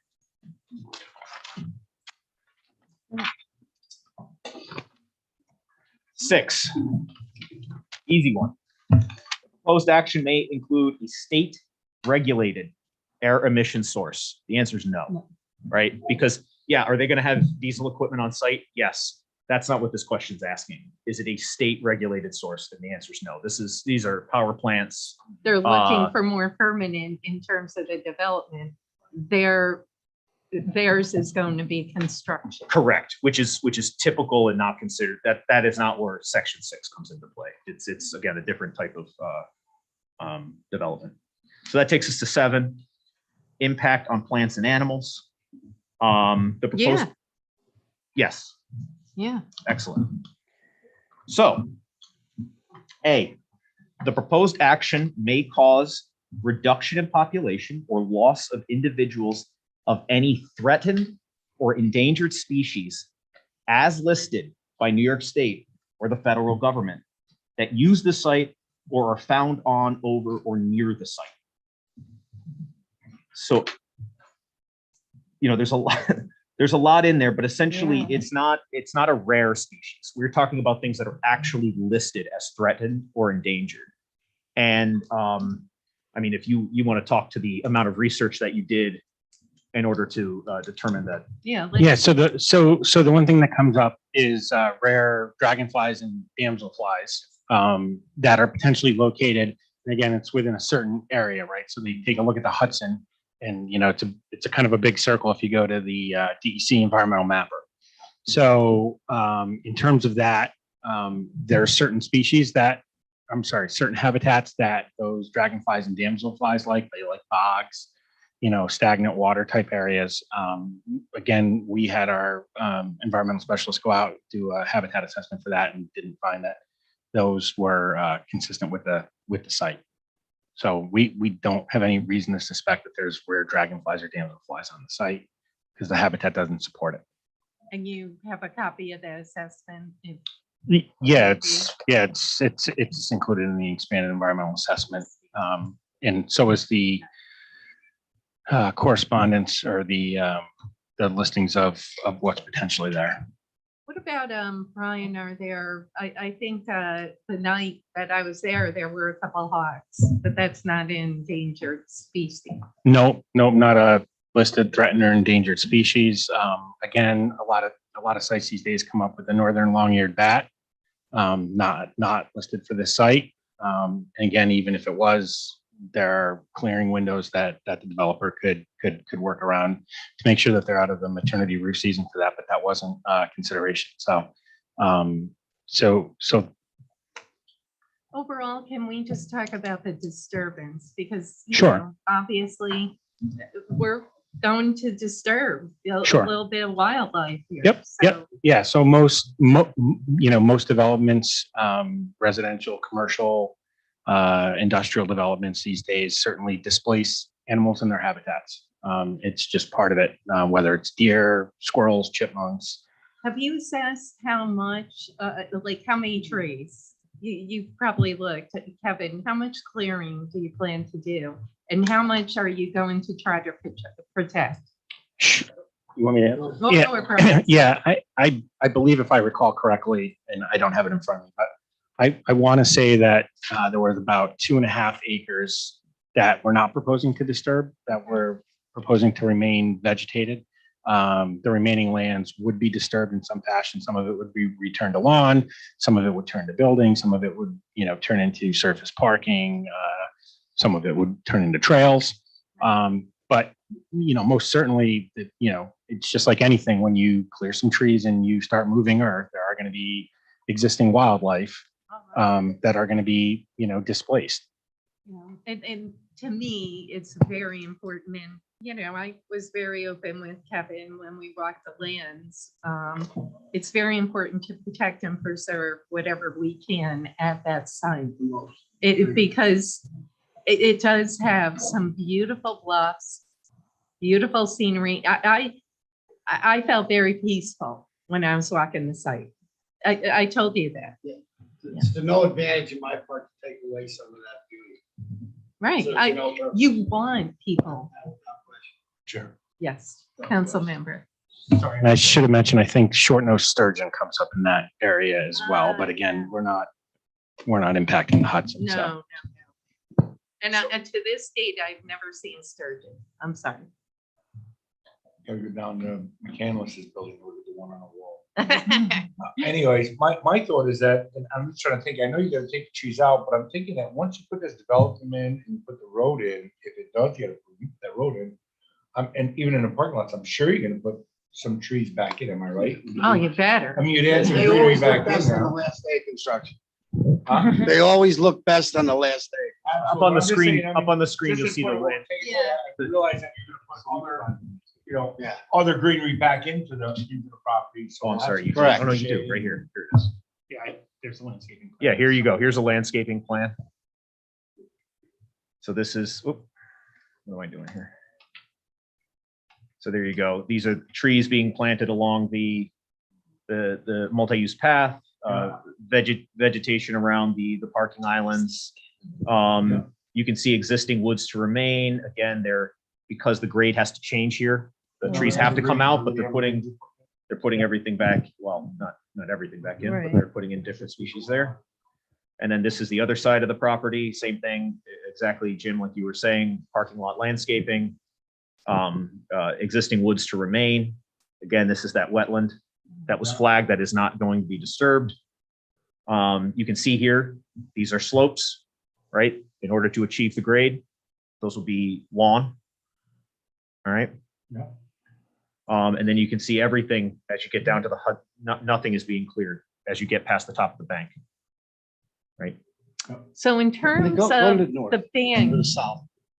The south is the largest portion. right Yeah, there. I mean, here you go, right? Yeah, that's the whole. you're that- keeping that. Yes, with the exception of an area that we're gonna clear out at that upper left corner. Where we'll want to put that, that's where that view is. Right, yeah, the bluff. We want to do something with that. Just a quick question, Jessica, this is your house over Yeah. here? Just checking. I think it's literally 202 feet from property line to building. From the property line between my property and Jessica's property to the building. It's over 200 feet away. And Jessica, I apologize. I did not know that was your property right there. Okay. I was wondering your vicinity. I was going to ask you. If I could speak a little bit to the ecology or. Yeah. Okay, so we've had a ecologist that specializes in the ecology of like the county, the unique concerns, working with Dr. David Hunt, submitted the report to the council for infusion with records here. And what he came up with was there are some state rare species on the site, and the survey was done in the middle of winter with about 2 feet of snow. So with the growing season, I think there probably would be more available. More moss and horned snail, and then there are a number of county rare species as well. He identified that there are a number of species on that land that are found only here and in the park. I think it's in your file. Additionally, the DEC, I believe, sent a letter about an imperiled mussel that is known on the site.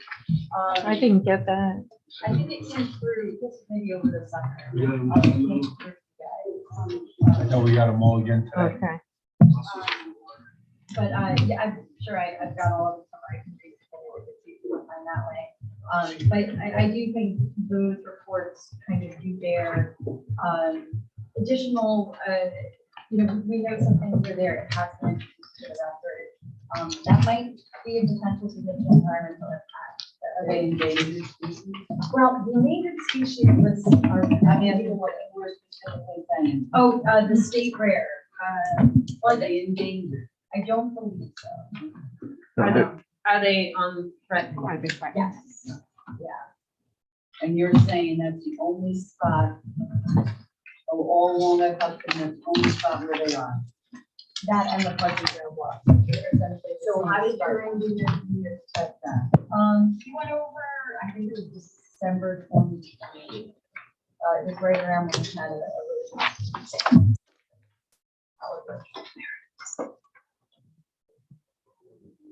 Yeah, no. And the DEC's comment was the project site is located within an area that has a known occurrence of the failed multiple species. This is within an area that is known. Well, much like the sturgeon, I think they're going to be all right. And DEC responded, Steve? DEC just, that was in their letter. Yeah. That was, they just said, Okay. they didn't say there was, they said in an area of known failed mussels, but the mussels are. Okay. Yeah, I've never, that surprised me that the mussels would be up that high. Right. So they're not up that high. What she means up that high. Yeah. Not They're yet. migrating. No, neither of those are on. They're Trying to get some Canadian muscle. They man boats. They're not on Just the think about threat eating list. it. They're on Oh, the yeah. rare list. Oh, no, they're, They're on a rare. I don't even eat fish, but. there's some bad invasive species. Yes. Council President, I Yeah, have a question about like the Councilmember. lawn and all that. So I was just curious, because you guys mentioned like putting in like lawns and all of that, and I'm actually a UC farmer and all of that. I'm just curious if you guys have any intention of putting in any like native species instead of just, it could reduce your amount of like mowing and all of that if you put in like some species that don't necessarily grow super. I would definitely think on the northern end where we have to cut into, we're gonna want something that's gonna be less mowed and stuff in the areas. Yeah, Absolutely. Okay, great. Yeah, I would we, love to see that.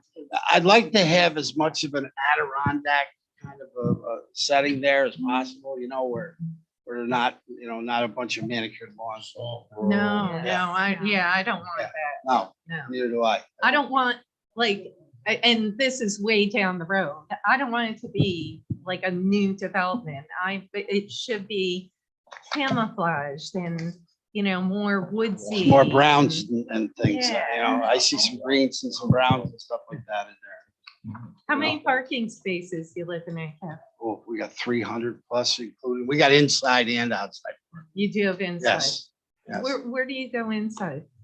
Under the buildings, Okay, so, under the all buildings. right, okay. And that's, you know, there's a lot, it's a nice feature. They have an interior heated parking area, you know, safety and security and everything. Put my application. Yeah, that's what they have, You want it to be- I certainly have that parking problem. By the Fazios, everyone wants their pizza. oh, geez. Might get me this. Now I'm getting hungry. All right, All sorry. right. All right, stay the point. All right, So- come so- on, Aaron. So, yeah, I know. Getting back to it, I think we'd have to say that A is no to small impact as there aren't threatened or endangered species on the site.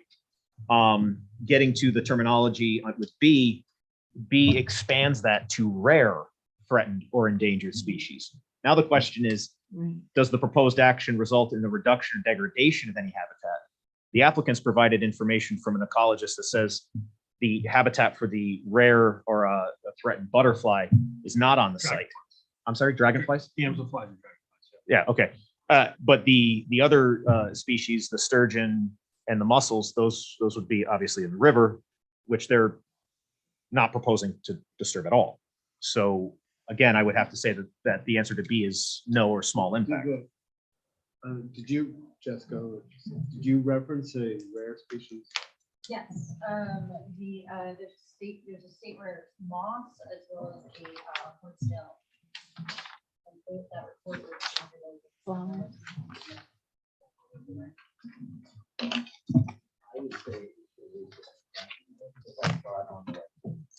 It was included in one of the The emails you sent me today. ecological survey by Mr. Hunt.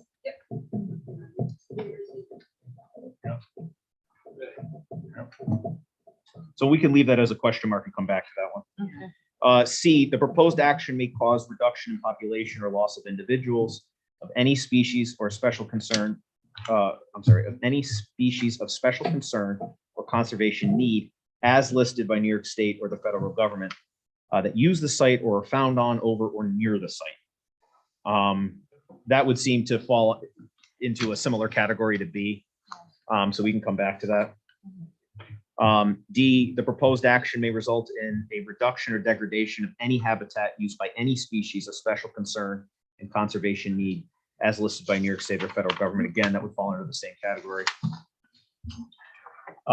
E, the proposed action may diminish the capacity of a registered national natural landmark to support the biological community it was established to protect. So that's easy. Anytime you see capital letters on there, they're talking about something very specific. This is not a national natural landmark. So the answer is no. F, the And the proposed, Hudson River, obviously being an American heritage river, but we're not disturbing the Hudson River. no, a national natural landmark. When I think of that, I think of like, yeah, exactly. Right. It has to be essentially a national park of some Okay. sort or have a national designation. Well, it is a national heritage area. I mean, it is designated a national heritage area, but Correct. This is a national I natural get it. landmark. Right. Yeah.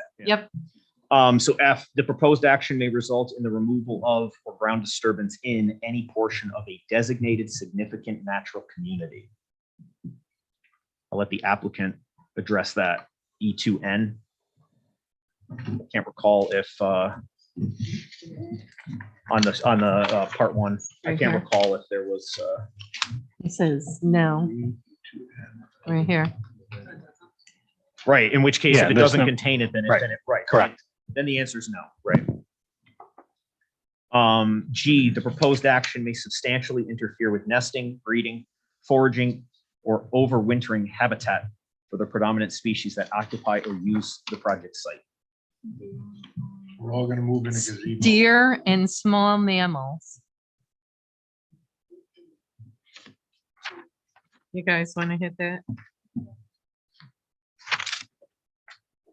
I don't know, the only thing I ever see up there, woodchucks, squirrels. Yeah. They put I got deer. a video. Oh, I got a yeah, video. I got deer. There's a deer in my yard. Go ahead, Brian. Guys, go ahead, Brian. Yeah, I don't think we're saying that the development isn't going to necessarily interfere with some of the animals that use the site, just like any development would, even You're if you saying put, they occupy or use. That's what. yeah, I mean, even if you put a single family house there, right? Right. You're still disturbing areas that the natural communities can use. I don't think we're. That would be more than small. Yeah. See, on Yeah, is and every project done, every development done in Once this again, city disturbs. I think we'd disturbs- say, yeah, yeah. Yeah, and I I mean, think, that's- right, and then you have to it's- figure out what you think are going to be impacted, right? Because some animals are transient, right? So they move from site to site and they find their way around it, and some don't. But, I don't, It doesn't determine. the Squirrels secret go crop. find them. Right. It's But- more than a minimal. It definitely is more than minimal, but we're not saying, So I think well, let's finish the next two here. So H, G is a question mark. H, the proposed action requires the conversion of more than 10 acres of forest, and stop right there. The site's 10 acres, they're not clearing all of it. It's less than Right. 10, so no. I, proposed action, commercial, industrial, or recreational projects Where are only, involves use of herbicides or pesticides. Yeah. The applicants said that they will use chemicals that are Mhm. only for lawn areas and that are typical. So that's a no. 8, impact on agricultural resources. No, it's not a farm. Yeah. We're with you on that. Impact, I wish it was, but. Well, Well, you wow. could do a nice little I'll try to garden. work with some nice gardens. and hopefully Yes, some- Kiani can work with you to do a nice little garden. Yeah, I installed over 40 raised beds in summer of 2020 all over the capital region. So if you need any raised beds, hit me up. There you go. That's cool. I need to bring my plants. Yeah, I struggle with endorphins. You need to keep going, Hannaford, by your bed. All right. Okay, Aaron. Yep, that takes us to 9, impact on aesthetic resources. The land use of the proposed action, the land use of the proposed action are obviously different from or are in sharp contrast to current land use patterns between the proposed project and a scenic or aesthetic resource. Thank you. Thank you. Again, to be conservative, the council would likely want to answer this yes, and then go through the individual questions. So I think that's what we'll do. Proposed action may be visible from any officially designated federal, state, or local scenic or aesthetic resource. So now this is where Yeah, the Hudson comes in. yeah, definitely. So really the question for the board is, I guess, Rick, your take is to evaluate this separately, not take into consideration other projects that might have been approved, or do you think that they can't Yeah, take this I into think consideration? it has to pretty much stand on its own. Okay. You know, what it does. So I don't look at these two columns as being determinative of the ultimate question, which is whether or not there is a significant adverse environmental impact or not. But these two columns need to be appraised honestly. And yeah, it's gonna be a couple Yeah. some big buildings in front of what was a natural site, a relatively natural site. So my inclination, just my view, but I'm not the council, is that there's a moderate to large impact Yeah. with respect to that. I don't know if the developer has a different point of view. Well, I disagree that you can't consider in terms of the surrounding area. And the workbook is pretty clear on that. The workbook makes specific reference to other visible projects and the consistency with that view shed. So I think, sure, sorry. There's a workbook that accompanies the part 2, and it gives guidance from DEC on issues of small and large and moderate. And as part of that guidance from the workbook, it discusses the view shed and surrounding uses and the consistency as well. Not just that this has to be standalone in what it does. So what's your response to that question? And then Councilmember Ashman. When it comes to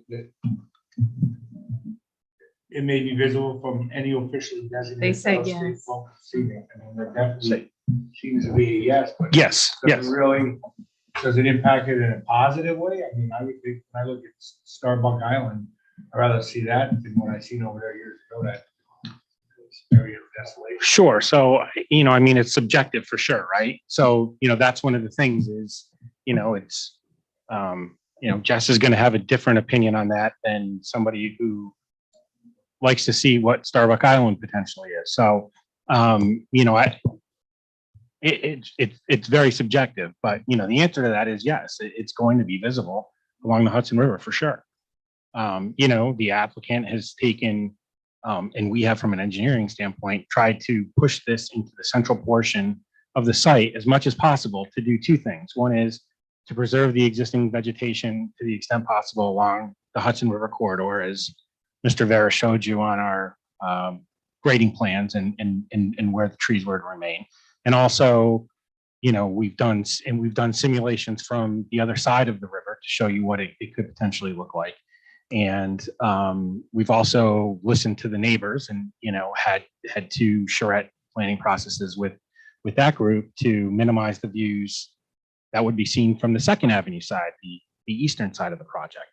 So, no one's saying that this isn't going to be visible. I think you'd be hard pressed to put in an apartment complex along the river that isn't going to be visible per se.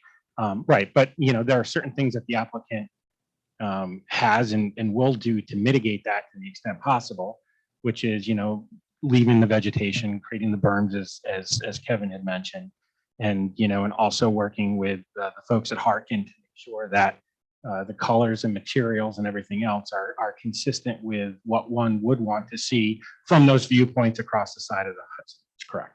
So, question to the corporate counsel.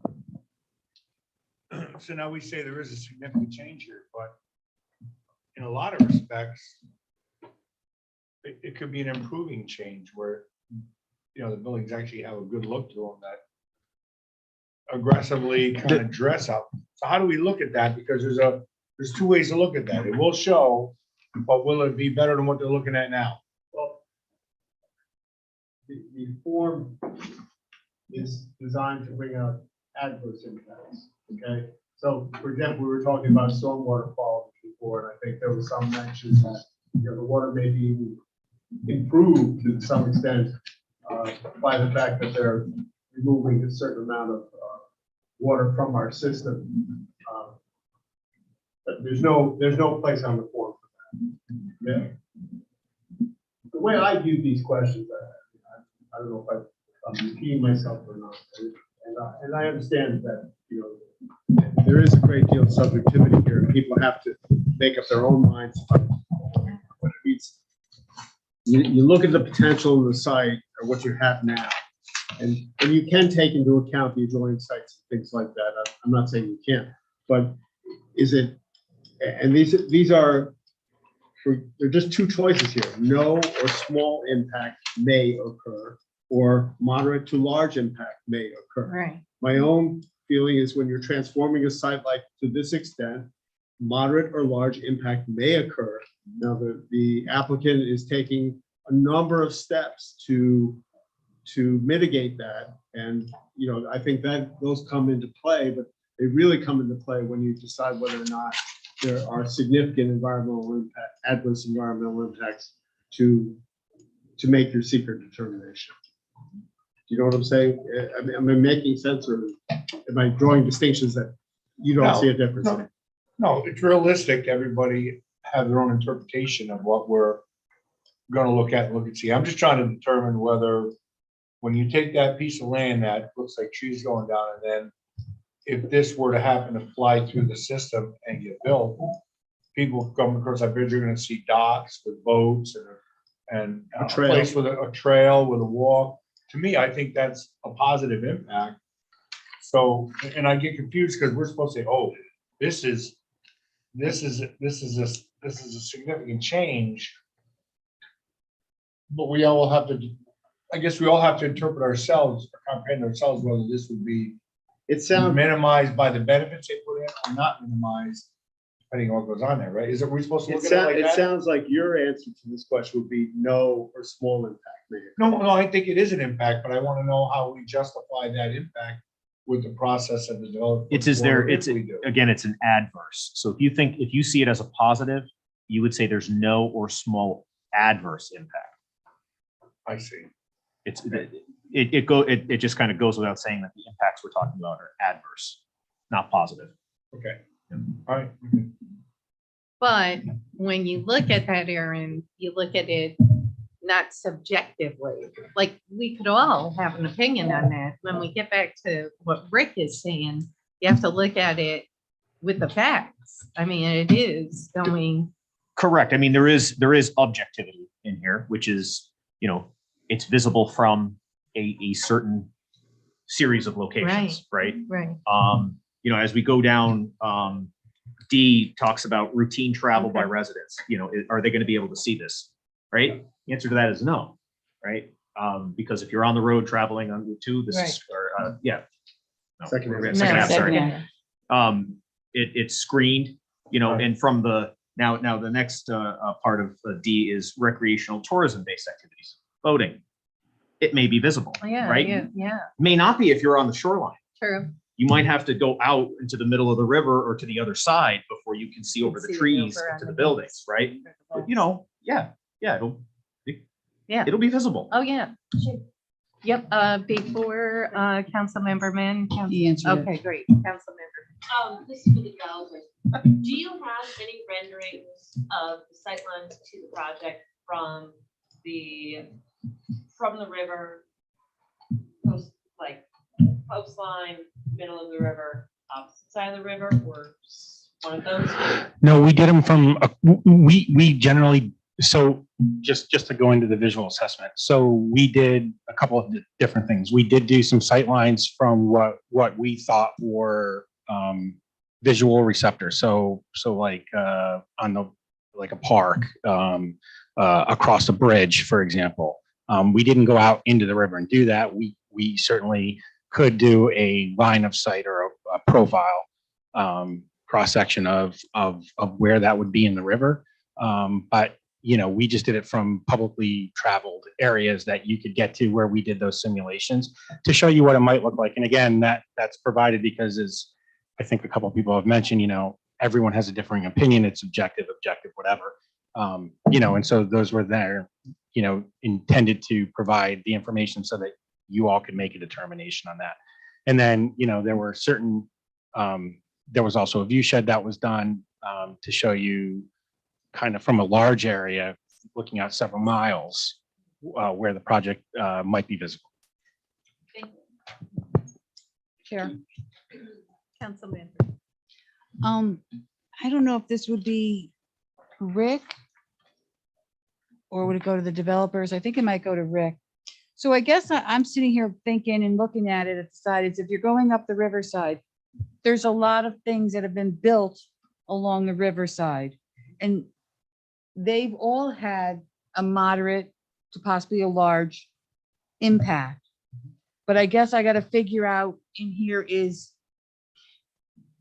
are they doing anything to make it, to correct some type of that issue? And I'm looking at it, maybe correct me if I'm wrong, I'm looking at it, they're trying to make the aesthetics of it with the boat launches, with the trail and with the gazebo. So to me, it would be a moderate to large impact may occur, but then I got to look at the other end of it. Is it going to stop the project, or is it going to, I'll just say how I look at it. Okay, you're taking a fairly natural area. I mean, and you're developing it. Okay? Right. No. So to me, I mean, I'm simple-minded. That just tells Right. moderate to large. Right, impact right. will occur. Right. Now he's going to mitigate. Yep, He's going to provide amenities for the Yep. public. You know, it's private property. I mean, there's a whole bunch of Well- considerations that come into my final thing, but just because I look at this form and I say, okay, we said a moderate, but that doesn't determine the ultimate question of whether or not this is a significant adverse environmental impact. I guess that's where I was something trying to look at say it. that comes later. That's what I was trying to get at, Because because, how I look at it. I mean, other people may say, well, it's only a small impact because of this. right. That's, and also I was, please, I know I'm speaking here, but I wasn't elected to the city council. No, You I guys get that, can- but you're helping me answer the question as far as, you're helping me answer, to make sure I'm looking at the correct question, to answer it correctly. And I look at, when they were speaking, I look at other areas along the river that were developed.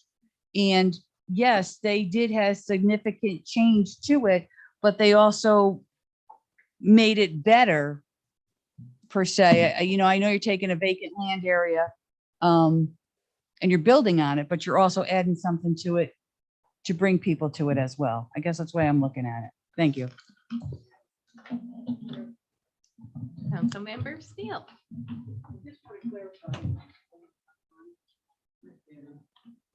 You're muffled. There I go. Okay.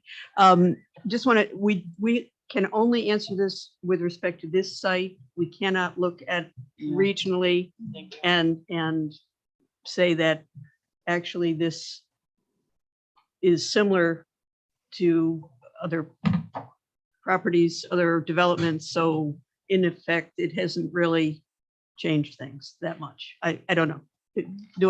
Am I making sense? I think so. Okay. You let me know if I don't make sense in response. So the guidance documents that DEC puts forth and to aid lead agencies in determining if something is no or small or moderate to large, in that guidance document, they say that you can consider the viewshed area and other developments. And they talk about suburbanized areas and areas that are development. So you would think of it as if we are in an extremely rural area that has absolutely no developments and we go to put, 3 large buildings in versus if we are in a similar area as this, which is suburbanized and developed and has other large buildings within the viewshed area, there's a difference in how you would look at that. I mean, I guess another thing to think about is if somebody had never visited this area and visited after this development was constructed, would that development stand out? And that, when you think about it that way, with Price Chopper and Hannaford down the street, with apartment complexes on both sides of the river, up and down the river, I don't know that it would stand out. That's one way to look at it. Yeah, I get it. Jessica? So I want to touch on a few points. As far as the view shed, this will be visible from the Erie Canal National Heritage Corridor. So as well as the Waterford Historic Village. So all those things are not just building, there's a little bit something extra there now.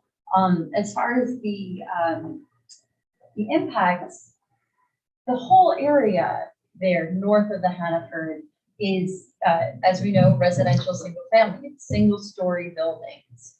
This would absolutely stand out. And even if it were to be moved to key plan development, there still be another height added to this. This would absolutely be a huge, significant change to the view shed from the river. I don't think that would be, that's something that would be minimized by, these are just all buildings. This would be a huge change. As you said, this is a heritage river, and we are across essentially kitty corner to a state park, and in this historic canalway corridor. So I don't think it's just a matter of more buildings, or park court. I think there are some significant changes that bear some examination there or some thought. That's fair. That's fair. Hey, Steve, can you talk about the plan development? You and I had a combo earlier. You mean about the density? Yeah. Well, that was the piece I was alluding to at the beginning, was that I think I personally think it's a little contradictory the way it's written, although that's a yes and a no question. It probably requires an interpretation. Okay. Basically, what it says is for the entire site, in a minute, I got too many papers here. The overall residential density is not to exceed 8 units per acre. But then when you get down into the other residential, the maximum density is 21.5 units per acre. Okay, so I think where this is coming from is it's saying that you would, you could have 21.5 units on an acre, but then you would have to offset that with other areas that have a lower density, so that the total density is 6 units per, or 8 units per acre, which kind of negates the whole purpose of a planned residential. Right. I think. So It's worth also mentioning where that density comes from in our code. 21.5 seems like an odd number. It is. That's the density allowed in the R3 zone.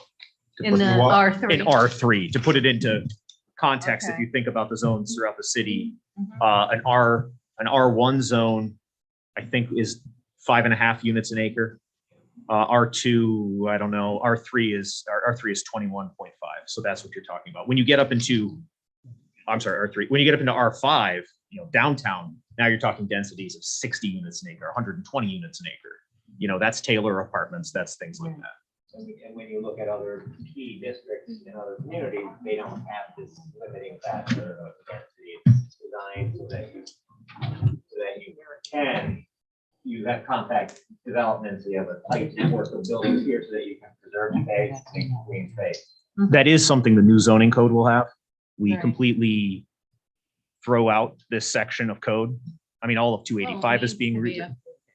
so It comes in with just a whole guideline of how things get presented. It doesn't have these strict guidelines on how to land. right. Our P zone is a little antiquated in that it's really residential. It's all written about residential, and in other municipalities, a planned development is really more of a mixed use development. I mean, they do purely residential PDDs as well, but they also can do mixed use. And again, typically a developer applicant is coming with a proposed zoning code. So they're coming to you and saying, this is the zoning we want, let's talk about it, right? Here in Troy, we've already established it. I will say that if you look at other developments in the P zone, that has not been historically how we've applied that regulation. If you look at the P zone and look at what else exists in that zone throughout the city, I think you'd be hard pressed to find anything that's eight units an acre. Okay, so to get back to 9, I mean, we're on A. We gotta say moderate, right, to large. Yep, and then B, the proposed action may result in the obstruction, elimination, or significant screening of one or more officially does. I mean, I think we're not concerned about that. I think that's a no, right? It's not designated scenic view. I think that's Right. If anything, it's not obstructing it. It's Right. C, the proposed action may be visible from publicly accessible vantage points, yeah. seasonally and Yeah. year round. And Yeah. again, it is a yes, but is it small or is it moderate to large? Well, that's And that's, again, all right. We'll put a question. We'll talk. D, we talked about it, what activities will viewers be engaged in? Is it routine travel? I would say no, but when you get to the recreational or tourism, that, I mean, if you're not on the river, or I guess you could be on the opposite side of the river, but even then you're not on a roadway, you're not traveling, you're either on property or in the river. So I would say no to 1, and then, I mean, again, if you answer A, moderate to large, you kind of end up answering moderate to large to a few other ones of these, because you've already kind of assessed that there's. Right. So anyway, E, the proposed action may cause a diminishment of the public enjoyment and appreciation of the designated aesthetic resource. Again, the public's not allowed to enjoy this resource. So once the development goes in and there's a public park adjacent to the river, now the public can enjoy. I don't know how you could say it's a moderate or large impact when the public cannot be using this property. And then F, are there similar projects visible within the following distances of the proposed project? And again, the way I see this is if the answer is yes, there are proposed, then this would be a small impact, right? So yes, this is going to be different than a wooded area, but you have Hannaford and Price Chopper down the street. Okay. Okay, that takes us to 10. 10, impact on historic and archaeological resources. And we have an expert. So you want to take us through the A through, if you want to. Can you give me that page? Yeah. Hey, Jessica, when you speak, if you don't mind using Kim's mic, we did get some live feedback that they can't hear you. Thank you. Thank you, Shane. Yeah, I can introduce myself again. Justin DiVirgilio with Harkin Archaeological Associates. We're the archaeological consultant for the applicant. We also happen to be the archaeological consultant for the EPA years ago when the water line was put in. So we had already done some work on the property before in the EPA study area, and obviously have done some additional work in the larger footprint of this project for the applicant. So the question number 10, the impact on historic and archaeological resources. The proposed action may occur in or adjacent to a historic or archaeological resource. The answer there is clearly yes. And just by way of a little bit of context, what I would like to talk about is some of the terminology that gets used in assessing archaeological sites. We use a set of criteria for evaluating whether or not sites are eligible for listing on the National Register. Almost none actually go through this formal process of getting added to the list. But what we say in shorthand as a site being significant, what that stands for is that it meets criteria for inclusion on the National Register of Historic Places. What does that mean for an archaeological site? There's all different criteria that could be applied. Some are association with important historical events, important individuals in our history. But most commonly for archaeological sites, the applicable criterion is that the site has materials that would allow us to learn about people from the past.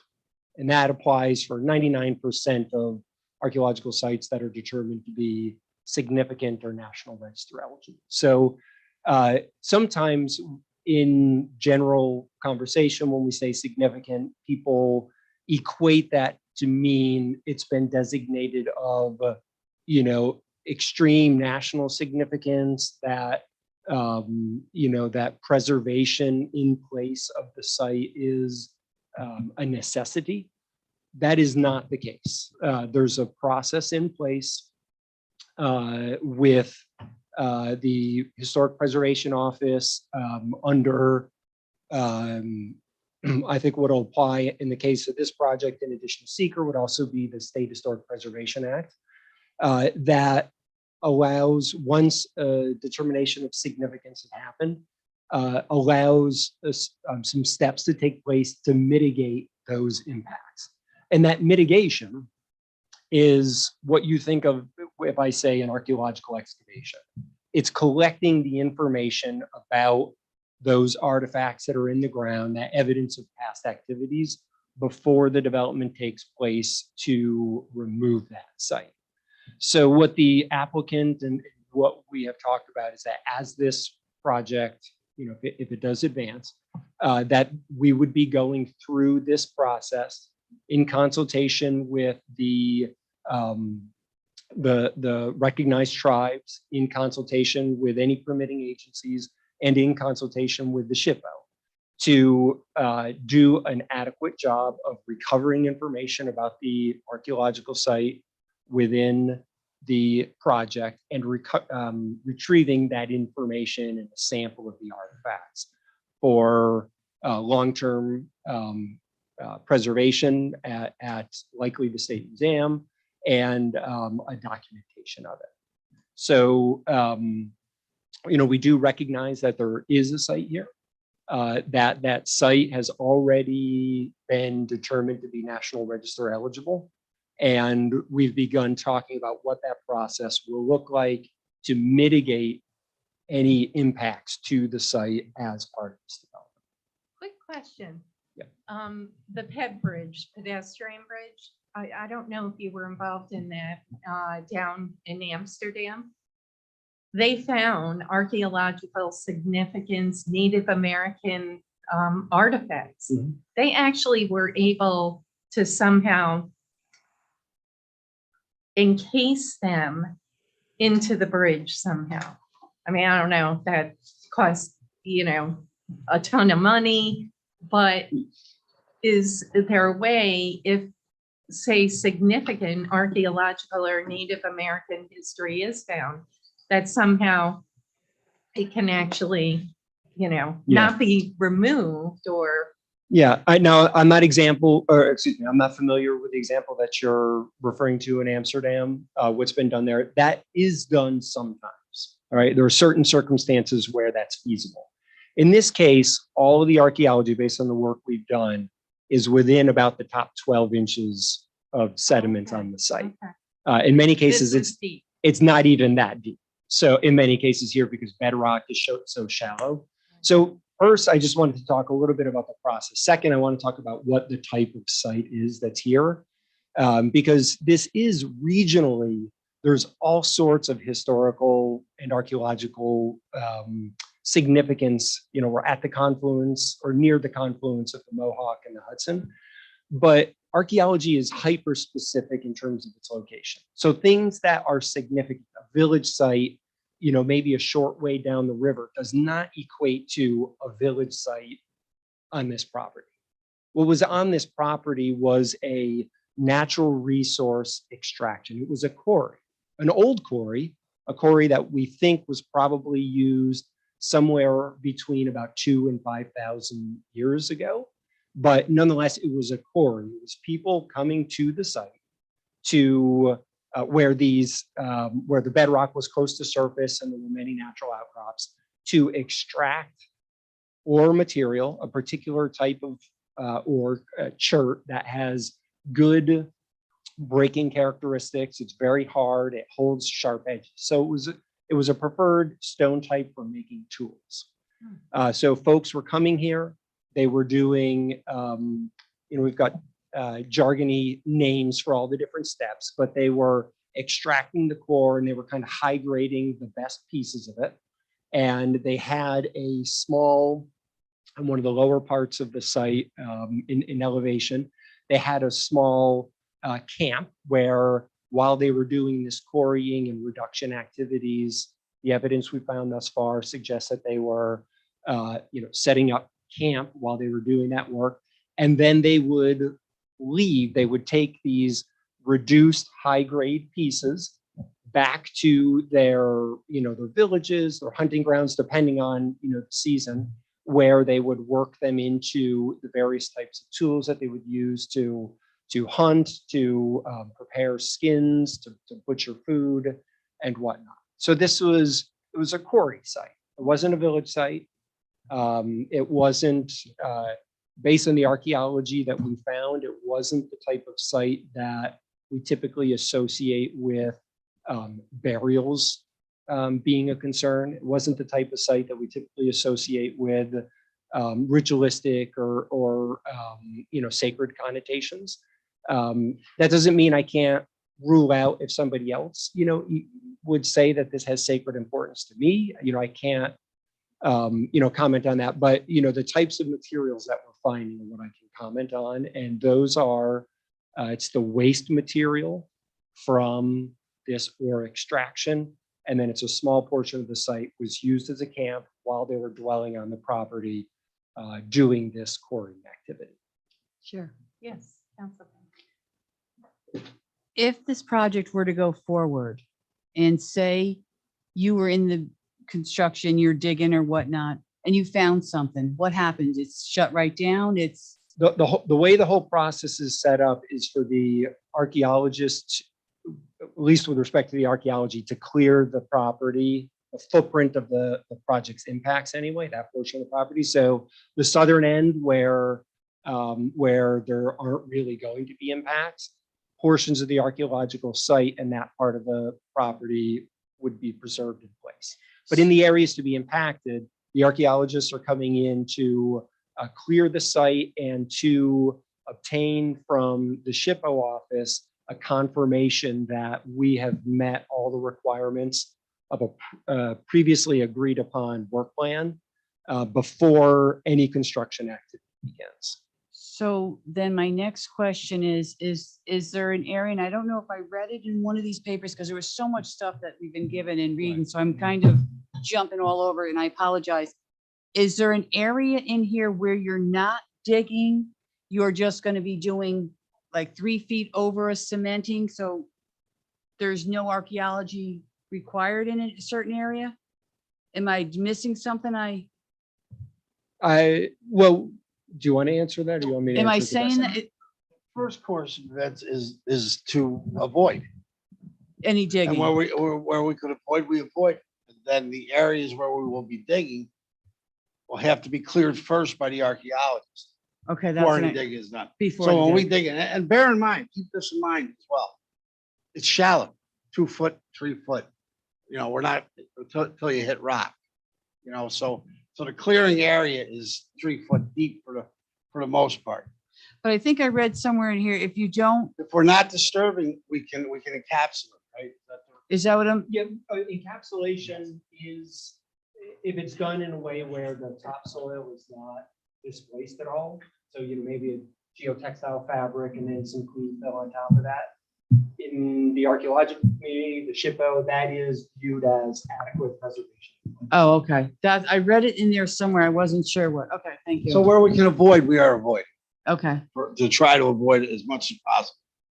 But where we have to, where we encroach upon these areas, And we clear the area first. Okay. They clear the area. But the archaeology looks at all the areas It's all first. done first, then SHPO signs off on, it says the state, SHPO, it stands for, It's the state historic State historic preservation. right. Yeah. And then they sign off and say, okay, they cleared the limit, this area, and now we can start to dig. Okay. Yep. When was your study, initial study done? Yeah, the earliest work for the EPA line, which is the map that's up on the projected screen now, is within that black polygon in the center. That earliest work was done between, if memory serves correctly, between 2008 and 2010. And then, what was it, 2020, the work that we did for you guys? Yeah. Yeah. So the work outside the polygon, both to the remainder of the current project to the south and north of the EPA work, that work was in December 2020. Was that all part of the dredging project or no? No, it was really the water line. The reason it's so big is because EPA didn't know what the alignment was going to be early on. So they had us look at a bigger area to, give them flexibility in their engineering design. We actually expanded upon what the EPA. Yeah, exactly. Exactly, yeah. Okay. All right. So Aaron? getting back to the forum. Yep. The proposed action may occur in or adjacent to historic or archaeological resource. At this Yeah. point, we've arrived at a yes. Yeah. The proposed action may occur wholly or partially within or substantially contiguous to any buildings, archaeological site or district, which is listed on the National State Register of Historic Places, or that has been determined by the Commissioner of Parks to be eligible for listing. So we've just heard that this is an eligible site. Mm-hmm. So then the question then becomes, is it no, small, or moderate large? I guess the relevant question would be E3E, but I'm sure that's just going to be a yes. It's within that area.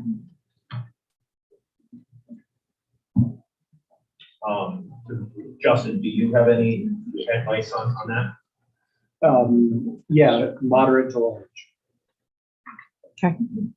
I check marked moderate to large. I want us to compare notes, not later, but we will. Yes. We didn't say it. Justin, can you weigh in on B? A little cool. Yeah.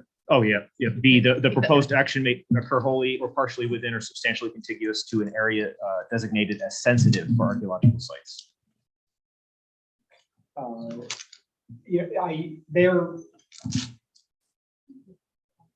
In that case, they're referring to a specific layer, which I'm sure Aaron is familiar with, that I didn't look at that just before we came, but I have to think is also a yes.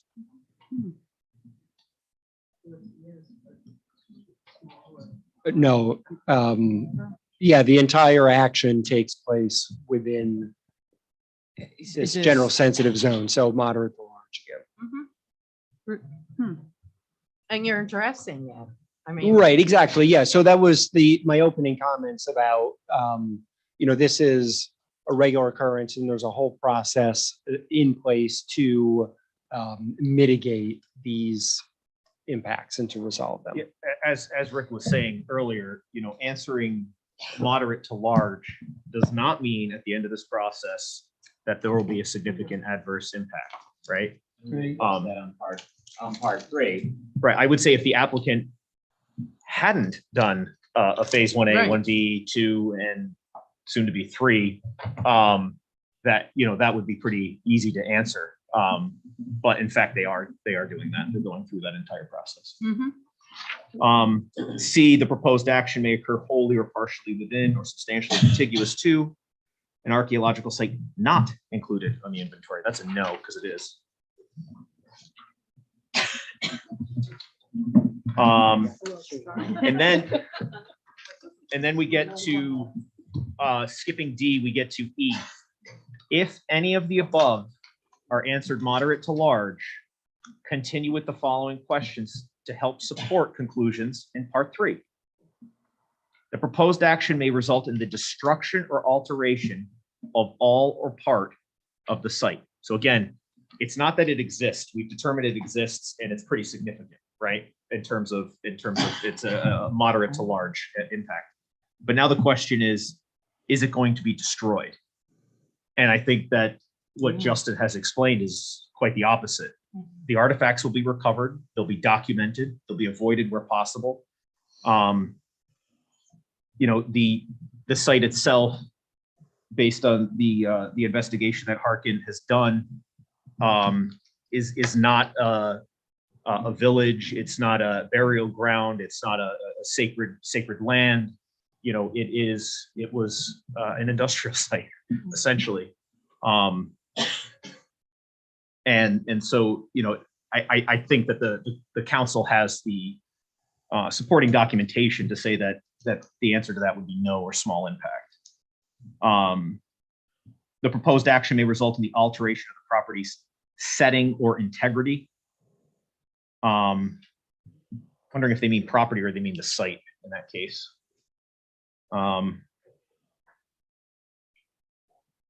Still, the answer to that would be, I think, would be no or small. And then the proposed action may result in the introduction of visual elements which are out of character with the site or property. That comes into play with a historic district, right? We're talking about archaeology there's no structures.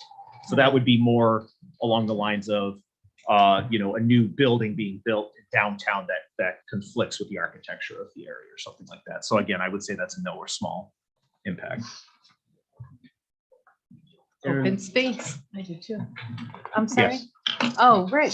I want to ask Aaron a question about number 1. Mhm. So the proposed action, which is the building of The proposed action is the zone change. well, it's a zone change And what it enables. unsegmented. And what it enables. Yeah.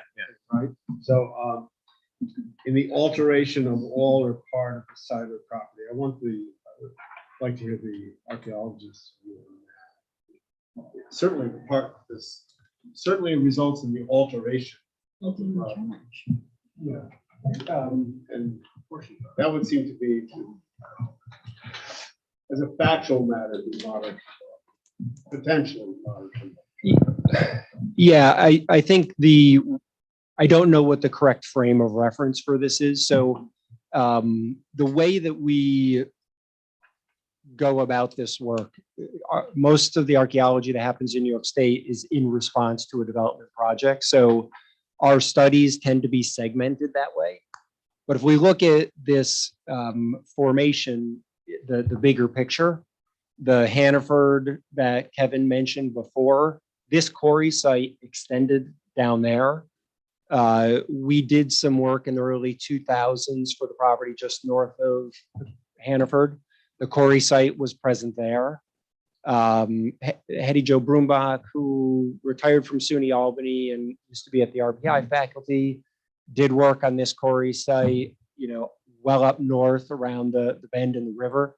The quarry site continued up there. So what we are, the portion of the quarry site that we have represented by this property is a small portion of this much more extensive quarrying activity that took place. If we're only talking about this property, then yes, a sizable portion of the site, of the archaeological site within this parcel will be altered.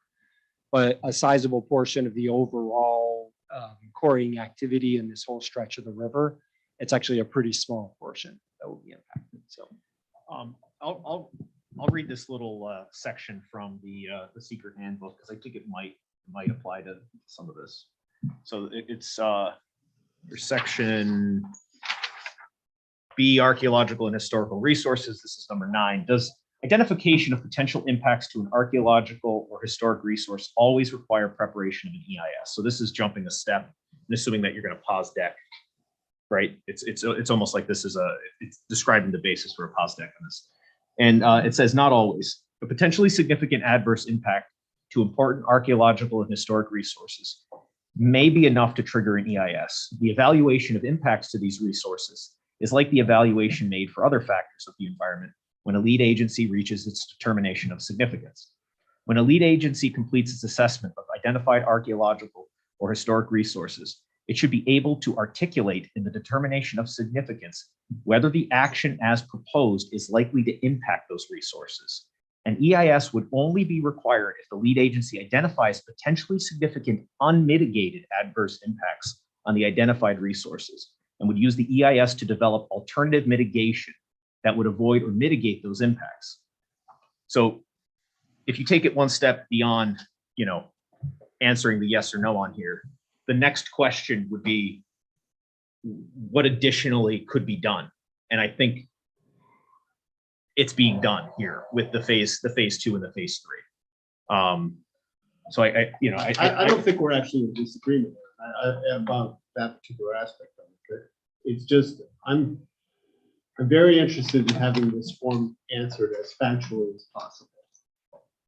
And to me, it seems like the question, when it says the proposed action may result in the destruction or alteration of all or part of the site of the property. I mean, obviously the project will alter the site where the archaeological resources are located. It's going to have a fairly moderate to large impact on it. That's my view again. But, Yeah. And so, but that doesn't, as Aaron just read you a part where it doesn't mean that just because it has a moderate to large impact, that necessarily needs to be a positive deck and an EIS follows.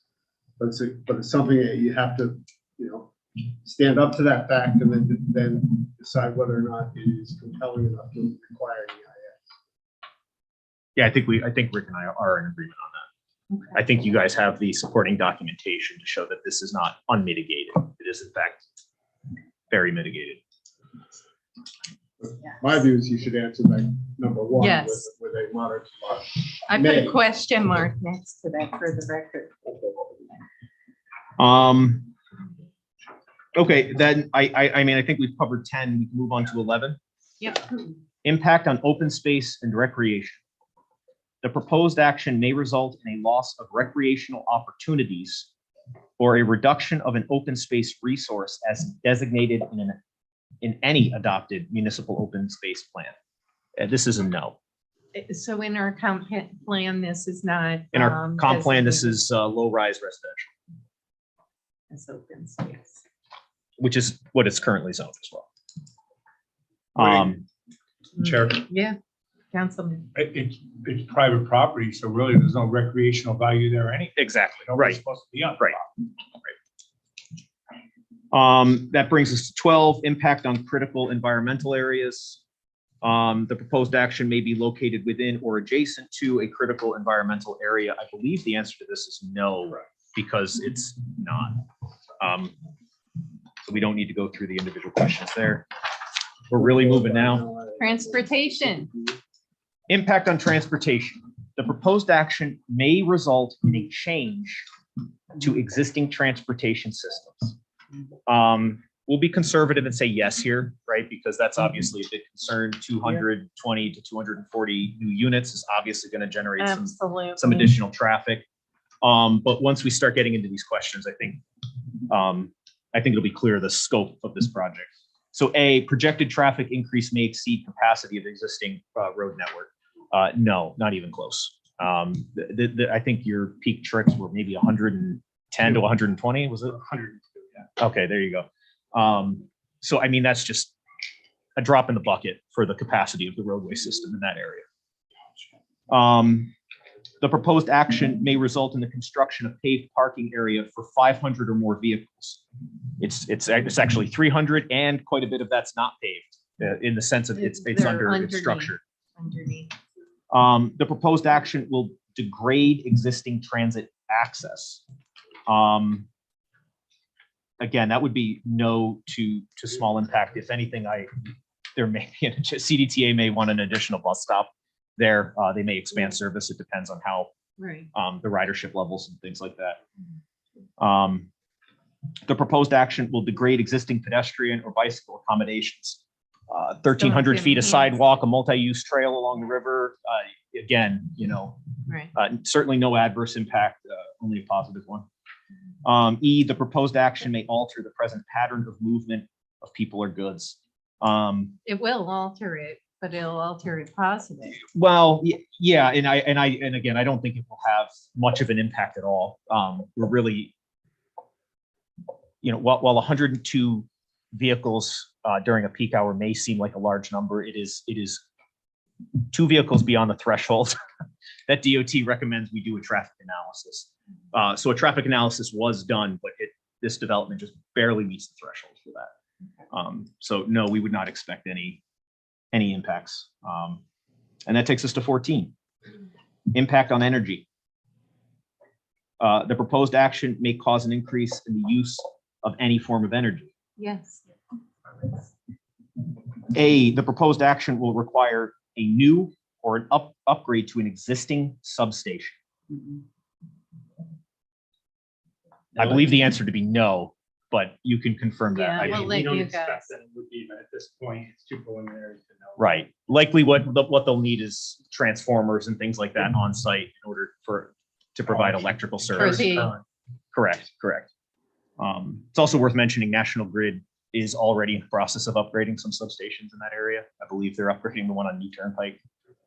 Yeah. So they're already doing some work up in that area, completely unrelated to You this. guys, Chair, Council member. and you guys reached out to National Grid, they know the project's going in there, so they, Not yet, no. it's too early. is it too early for that? Yeah. But you will reach out to them so that at the time we can. Okay. Watch out for the planned power outages. Yes. But Generators.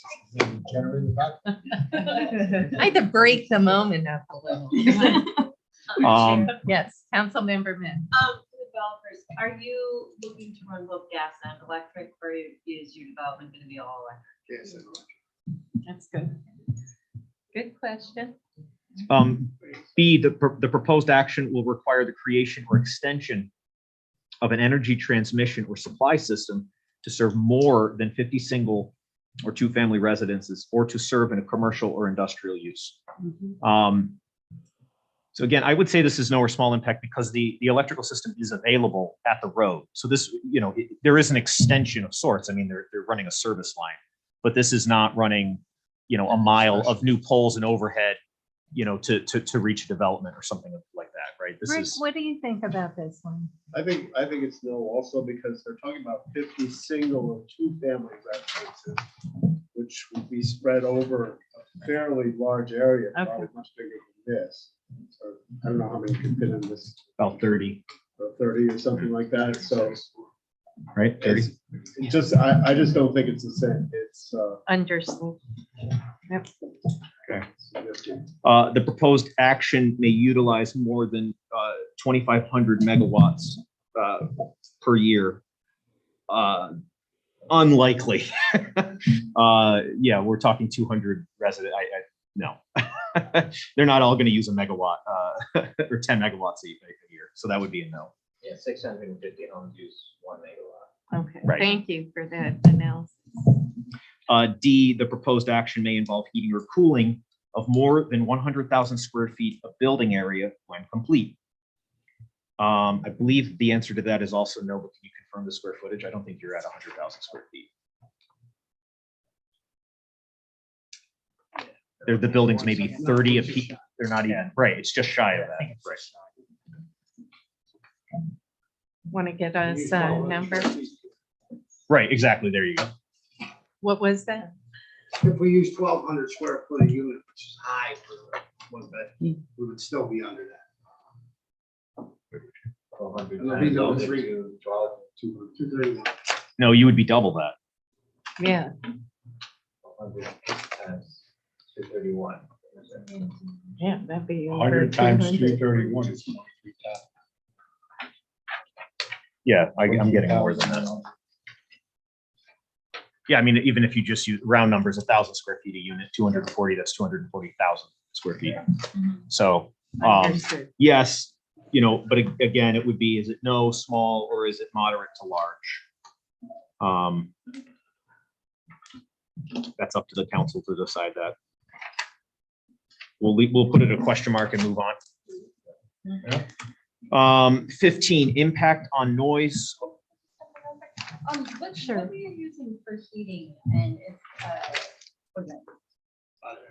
Hot air. I'm sorry, gas, electricity, gas. As far as increasing greenhouse gas emissions, have you guys addressed that? Are there estimates of what these new units are gonna output? No. Is that something that needs to be addressed in the seeker as a potential pollutant? No, it's not. They're not regulated as an individual air permit. Okay. I mean, it's something I guess we can discuss. No, I mean, the state has energy requirements. I mean, yeah, it has there's, to be right. Right. They'd have to meet all applicable building codes. has to be the energy code too. 20 Exactly, right, the 2020 latest energy code, 2020 energy code. right. So, I mean, it's typical with any residential construction. No, and it's worth mentioning too, when we're talking about environmental impacts, quite simply, apartments have less impact on the environment than single family homes do, which is the current zone of that property. A single family home uses a lot more energy per resident than apartments do. I see Building that. up is just, the more you build up, the more green space you have. It's that simple, right? If we build out, we cover everything with buildings and parking. If we build up, we have more green space available, right?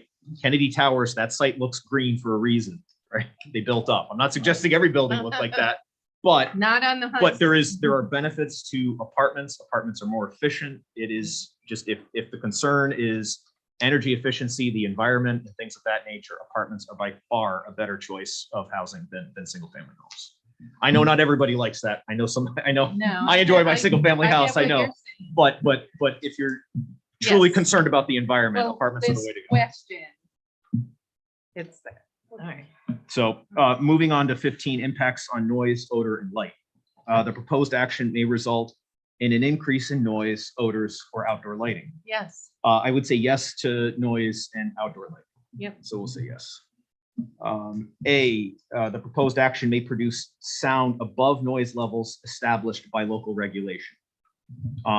Construction only, maybe. Well, construction is allowed during Right, certain I get hours. that. So our regulation for this would be, I want to say it's 60 decibels at the property line, which if you consider the fact that you're inside the building. So outside it's really, it's vehicles, things of that nature. 60 decibels is relatively loud. And so at the property line, past the buffers, things like that. It's unlikely that Right. this would read that. And if it did, it would be a violation of it would be a Right. code enforcement issue. The proposed action may result in blasting within 1,500 feet of any residence, hospital, school, licensed daycare center, or nursing home. Again, the applicant has said there is no need currently to blast. They don't expect there to be a need to blast. So again, I would say no or small impact. C, the proposed action may result in routine odors for more than 1 hour per day. Again, that's restaurants, industrial uses, chemicals, things like that. No. D, the proposed action may result in light shining onto adjacent properties or adjoining properties. Certainly not.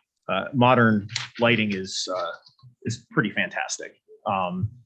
Again, when you're talking about energy efficiency and all things like this, nobody wants to spend money on lights to light other people's property. So modern LEDs can be configured to only cast light on the areas that you need. Everything has to be correct. So there's absolutely no reason that light would be spilling off of the property. And again, it's important to note that light spilling off of a property means the light illuminating the ground off of the property, not I'm over here and I can see there's a light on over there. That's not light shining onto the property. Being able to see a light doesn't mean the light shining on you. There's a difference there. I see Rick Yeah. looking at you. Do you have a question on that, Rick? No. Okay. All E, the proposed action may result in lighting creating sky glow brighter than existing area conditions. Again, it's pretty much my same response. I would say no, small impact. Impact on human health. Karen, can you just jump in real quick? Going back to A, I'm sorry, B, the blasting. I gotta be honest, I and also a number of residents are concerned about this, especially since we have introduced to the record on this, a geologist opinion that blasting would absolutely be necessary. And you guys said it isn't. Are you able to substantiate that with data? It's Fane. Did your geologist run a piece of equipment on the site and dig it? No. They did. Okay. Yeah. 16, impact on. But honestly, it's a good question. Oh, absolutely. It's a fair Permits question. required. You can't just blast. So No, where do we get them from? that would be through us, building department, us? likely, yeah. I mean, we generally, I can't think of a project that's done that. Permits would be required in order to blast. That's a really good question because you don't want to hear it. While I was at Canal, there was blasting in Waterford. And they did have to get permits, necessary permits, not by the town, but one of the state agencies. I'm not sure if it was DOT or, I'm not sure. No, But she's. Waterford. Information she's got. it was along the canal while I was there and they had to contact us about blasting. But it's a fair question. So there would be a Check. requirement for I think permit so. for blasting. I think There is so. no doubt they went and dug. Fine. You want to go? John, did you want to add? Or, no. I think it's more than adequate that we've made the representation that we are not blasting. Blasting is not necessary. We will not be blasting, therefore we do not study blasting. Okay. Sure. Councilmember Gully. John. Yes. Just to handle the long-term answer. Let's say you get in there and you're scraping. Warren Fain knows this stuff. So I doubt you'll ever have this problem. I agree. Let's just say that you get in there, you start digging, and the shale is not agreeing with you with the process. What will you have to do then?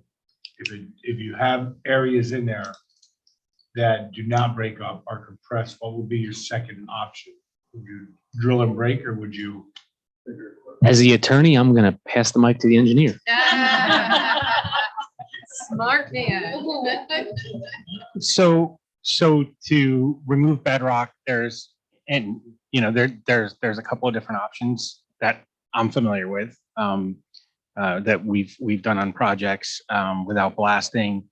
You certainly, can bring in larger equipment and hammer it out basically. And there's ways to do that. So you have other options that will negate the fact. Yeah, but I don't want to speak for Kevin's construction method. So, yeah, I mean, generally, right. Right, but there are other things that you can do to blasting, but just to talk about blasting in general, it's not as exciting as some might think if you've actually ever witnessed it. The modern technologies are actually pretty good with, companies that only specialize in blasting and mats. I can recall a project where we all got excited as engineers to go see some blasting for a transportation related project, and it was pretty uneventful. It's just a little puff in a mat. Yeah. But I understand the residents' concern in terms of that, sure, because, and it's not the noise per se, but, it would be like existing foundations and things of that nature that you would want to do. And so, there are things that can be done, and I would assume that would be done in coordination with the city for some kind of a blasting permit, which is where you do a pre-demolition survey, or a pre-blasting survey, and you would go in and you can measure the effects of blasting, and you can put in recorders to show that there are and aren't going to be impacts within certain areas as you're blasting, and monitor that to make sure that you're not causing an adverse condition to somebody off the property. Right, but you guys have multiple options. Yeah, I mean, obviously, the easiest thing to do is to, is to rip it with a machine, but yeah, I mean, you can go in and you can, chisel bedrock away and use, air hammers and things of that nature to, to move it. Yep, good. Okay, thank you. Kevin, is there anything you want to add to that as a construction guy? I think we're just looking at our city code. Yeah, we actually, so we do have the, in our code, we do seemingly have the authority to issue blasting permits. If we're going And through, and to require Yeah. monetary funds be. but I think the point is that they Subject to the corporation council.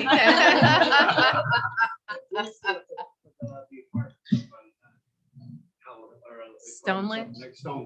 Yes, they did. I mean, there's other techniques essentially. So are we good to move on to 16 impacts on health? Okay, the proposed action may have an impact on human health from exposure to new or existing sources of contaminants. I would suggest that you can answer no to this. It's multifamily housing, right? We're not talking about an industrial, and if we're gonna get into the fact that they've got 50 gallons of diesel on, I mean, I just don't think that's the intent of this.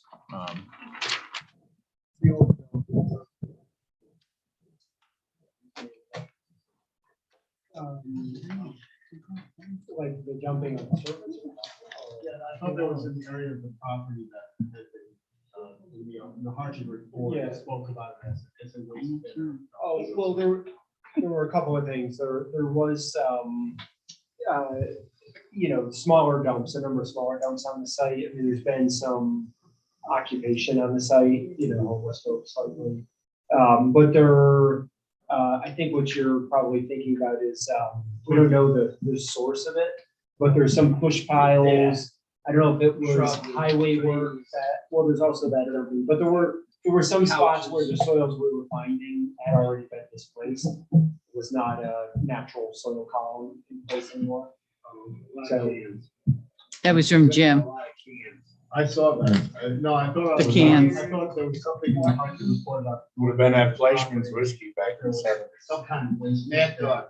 And going 20, yeah, you're right. I. How many houses are here? Oh, yeah. I could be wrong. Yeah. I don't think that was our intent. I'm gonna let Steve take it from here. Okay. The last two items. So I'll bring it home with 17 All right, and 18. Let's talk. So I had distributed to you Yes. a review of the comprehensive plan. And, Find it. Hold on. I'll just say that basically I feel that there's more things that this project is in support of the plan than in opposition, but there are certainly things that are in opposition with the plan. And I think I did a pretty balanced view going through this. And you can see certain of them, like if you get on the second page, you can see 4.25, that's supports and is in opposition to it, depending on how you read that. But what it comes down to when you get into these questions 17 and 18, there's not a lot of comprehensive plan evaluation questions on there. It's more community character. But so I give that to you because I could say, does it support the comprehensive plan or is it in opposition to the comprehensive plan? You can make your call. I think it does both. Okay. But for question 17, consistency with community plans, and this is worded differently just so that there's the yes and the no right the same way. But the proposed action is not consistent with adopted land use plans. And I would say that answer is clearly yes. Yes. It is low-rise Yeah. residential.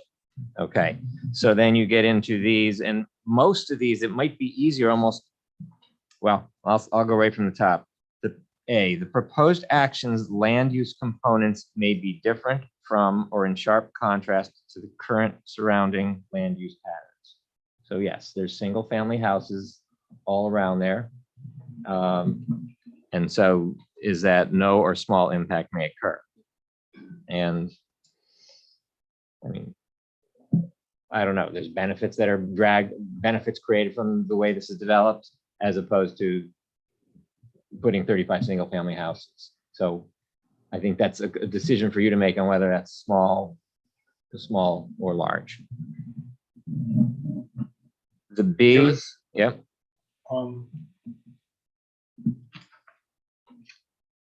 I mean, to put apartments there is in sharp contrast with the properties around the single family homes. But when we're looking at that, I mean, you know, things change, areas change.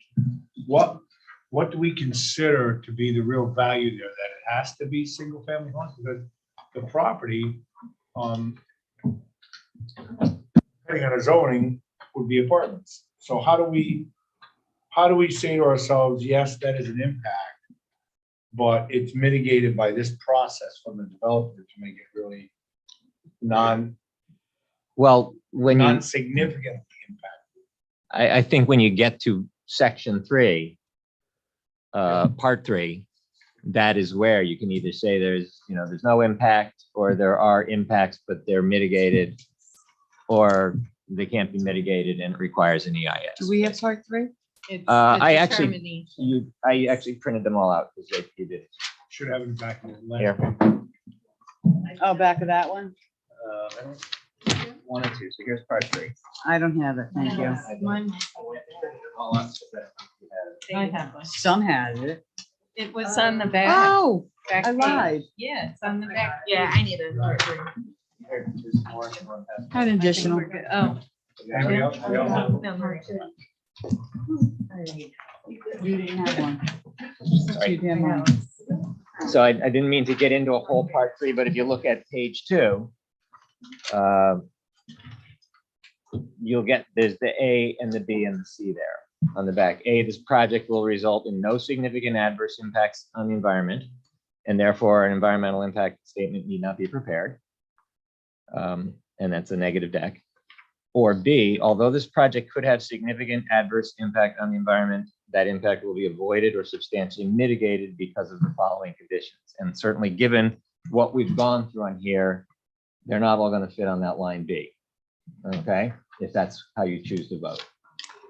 And then C is the project may result in one or more significant adverse impacts on the environment, and an impact statement must be prepared to further assess the impacts. Okay, so that's where you address those, that's where you'll address those impacts. So, Chair, Yes, Councilman. so Steve, Yes. when you looked at on 17, and you're saying the proposed action land use components may be different, we can't, or this is something that you can explain, or? Well, it's in, they are different from or in contrast to, I don't know, is it a sharp contrast? They're in contrast to what the existing land use patterns are. I mean, clearly, Yeah. single family, Right, it's all residential. right. So is it in contrast, residential versus residential? No. Single family versus multifamily? Yes, it's in contrast. So again, as Rick said, you're on the council and I'm not, so this is going to be your call on that one. And that's one of, there's a few here that I really just can't make the call for you on.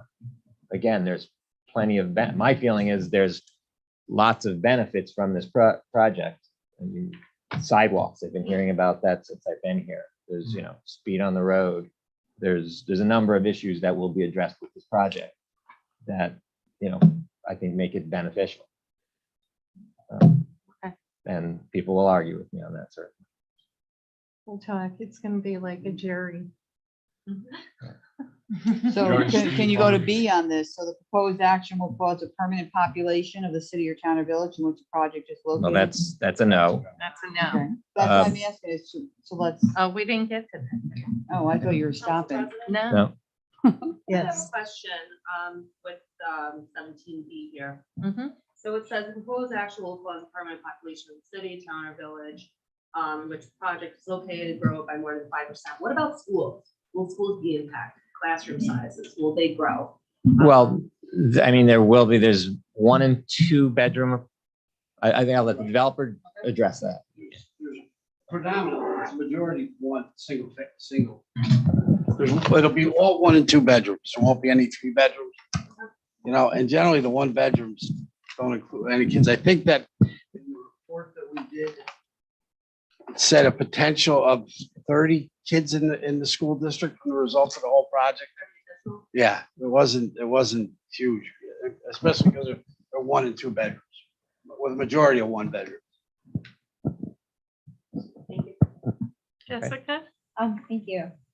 So just kind of touching back with certainly this will be a pretty large significant impact, especially in regards to the comprehensive plan with the low-rise residential. But even with the proposed zoning change, part of the seeker 2P, it still only approves 80 units. Is that correct? Using the 8 units per acre, there's 10 acres. Am I correct in understanding Well, that? I mean, it's my feeling that needs an interpretation, either from, it either requires a variance or it needs an interpretation first from the code enforcement officer and then from the, from potentially from the zoning board. Again, this is not something we have done in the city.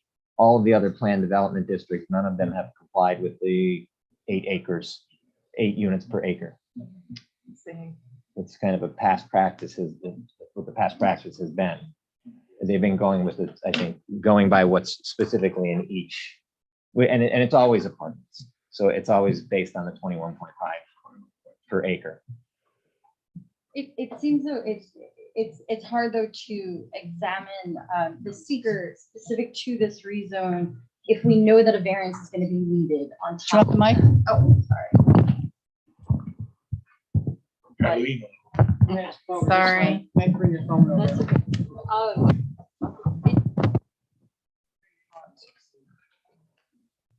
What that we're going to need a variance on top of this. It seems like this is a really hard way to look at this rezone and seeker, because we already know there's going to be more asked on top of what you're being asked to look for the rezone. Does that make sense? That's our job. Yeah, and the only thing I can offer on that is that typically a planned development district doesn't have that, and you're looking at the entire plan of what's proposed there. So I think I don't know if I should defer to Rick on this. Kevin wanted to chime in. Go ahead, or John. I just wanted to point out that is the purpose of seeker. You're supposed to look at the entirety of a project. You're not supposed to piecemeal it.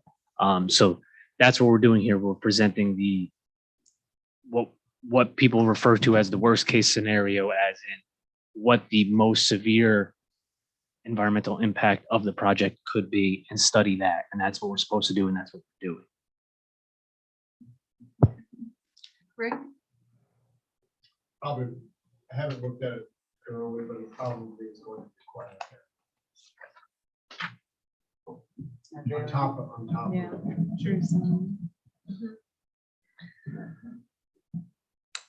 Okay, so should I keep moving forward, or do you want to? Yeah. But I think what council said is well taken. It's part of the project. Right. Part of the overall, unsegmented thing that you are looking at. And this is part of the entire reason we're redoing our zoning law. Keep running into problem where every project has to get. Every project needs a variance. There's no guidance for city staff. It's contradictory. So this type of project has proven to be more typical, where they have to go seek a variance. I don't believe the issues. I don't remember any of these coming with variances before. I think they were just interpreted as 21.5. I wasn't here for most of them. But I think, sometimes there's a little cream puff buried in the zoning ordinance nobody sees until it's brought out. And that's what's happened here. Yeah. So now that we know it exists, we should really work on cleaning that up. We should really look at. We ate cleaning our that up as we chocolate move forward. too. I'm sorry? Now that we know that hiccup exists, that variance exists in our code, we should work at cleaning that up. We have cleaned it up in the proposed zoning ordinance to make it more like other planned development projects would happen, where you come in with the entire project and that's what's approved with that density, and it doesn't require variances. So I'm skipping B because it's not growing by more than 5% of the population. Correct. The proposed action is inconsistent with local land use plans or zoning regs. And again, Yes. it is. So the question is that moderate or large? And that's, okay. The proposed action is inconsistent with any county plans or other regional land use plans. And No. I don't think that is. There's no county plans. I don't see how it's I don't know of any other regional land use plans that mention this. E, the proposed action may cause a change in the density of development that is not supported by existing infrastructure or is distant from existing infrastructure. It's served by roads, it's served by water, it's served by adequate water and adequate sewer. So it has all the infrastructure. The proposed action is located in an area characterized by low density development that would require new or expanded public infrastructure. And it does not require new or expanded public infrastructure. And the proposed action may induce secondary development impacts. And I don't believe this project will induce secondary impacts. So that's 17. Yeah. Secondary- I was just going to ask that. Secondary development impacts. I don't know, it could be additional housing, additional retail. I mean, Any commercial pieces after the project. needing, yeah. And I mean, it may impact that, but I think in a positive way, more likely down by Hannaford, 125th Street, 124th Street. Price That's kind of, yeah, Price check. that's the benefit Well, of this that's project. big up there, put it down on price check, not raise that land. But there's no proposal here to rezone it for commercial use up in that area. I get it. Yep.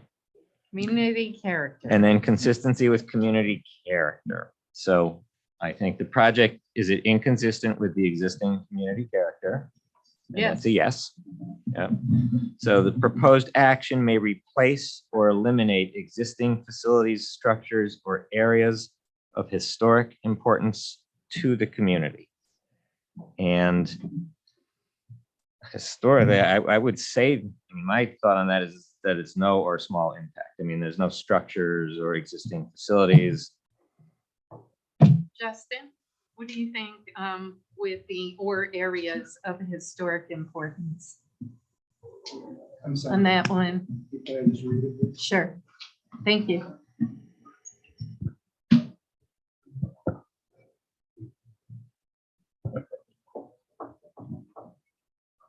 For that community, has ever been down on it. Yeah,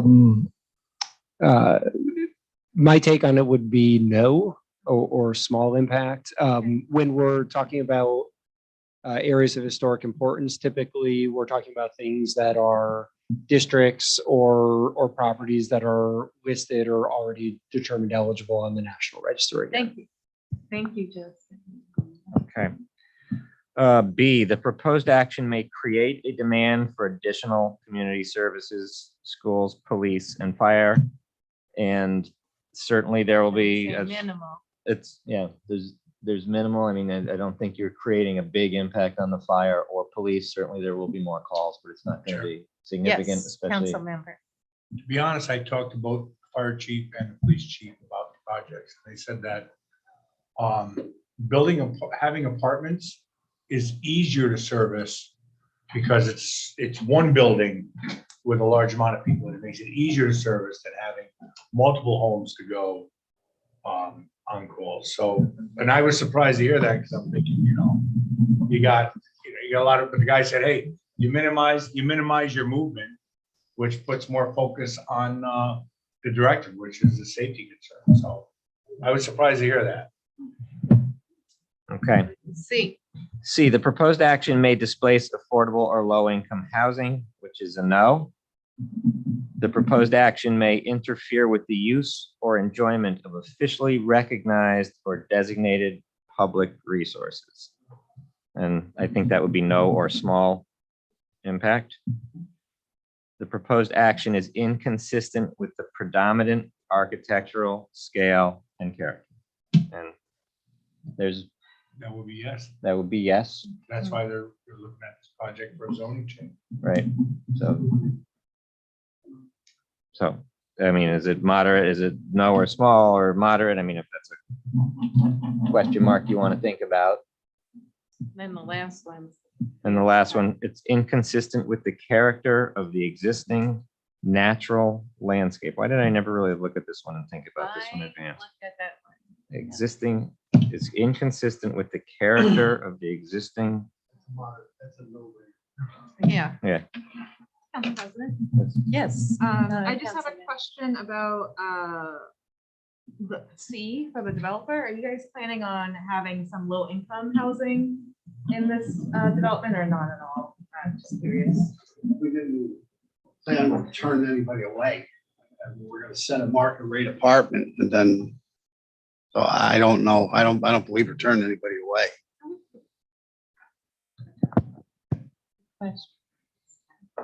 I know I struggle with, Yeah, the rents keeps going up and up and up. tell me about it. Well, one of the ways is to increase supply, and that does suppress rents. And I've certainly experienced that myself, where I can't raise my rents because I'm competing with new construction and supply and demand. Okay, so, and I'm sorry, I think Rick said that was moderate, but I don't know the existing character of the existing natural landscape. I guess it's inconsistent because it's a building, so. Right. Yes. Yes. Okay, Okay. so, So, wow, we made it through page 10 and all 18. wow. Okay. Now, the question is, Steve and Aaron, I'm thinking what I'd like to do is we regroup. Go back through some of the question marks. We're not going to be able to figure it out tonight at 25 after 9. And we have to fill out question 3. So, So when do you want to regroup? let's first talk. I want to air out any additional questions for Jessica, for the developer, for the developer's folks. have a question. For Aaron, for Rick. Yes, sir. Council member. When the council members go through their sheets and they have questions on each one of these pieces that we designated a yes, but there's some variance there between whether it's moderate or minimal. Or do we reach out to the developer for the answers, or do we reach out to you guys? We run this fast? Or what might we be better to review our sheets, get our questions, and maybe do a quick.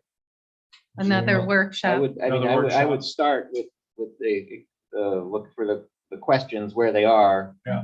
placed in here, and then maybe it's even, I mean, we're only saying where it is in these 13 pages of a part 1.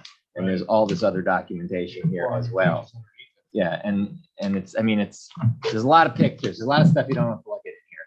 And there's a lot of stuff that tells you so succinctly what's being reviewed and how to analyze that. So I think that would be your first start. Yep. Where to go. You can also check out the seeker workbook. You can look at some examples. There's quite a number of examples.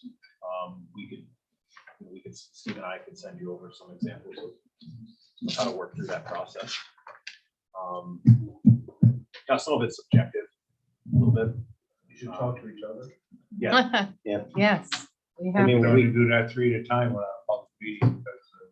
I mean, you're trying to build consensus. Yeah. That's right. Oh, we hear that many nights? Oh, my God. Yeah. That's right. Yes, you are. I mean, so And we have dedicated staff. So you're gonna first want to figure out if you have all the information you need, because there were a few question marks. Yeah. So it might be something where you're looking in the expanded EAF to see what the answers are, or maybe it is something the developer might be able to answer. Yeah, what I would ask council members on the ones that you may have question marks, or we collectively, but you may have put a question mark next to 1 or 2. You know, while the developer's here, certainly feel free to ask now. And collectively, I think we all agreed a couple of question marks. I would like to regroup on those, if that works. Okay? Sure. Yes. Rick, can you again just say that the moderate to large impact may occur, but that still doesn't mean That doesn't mean that.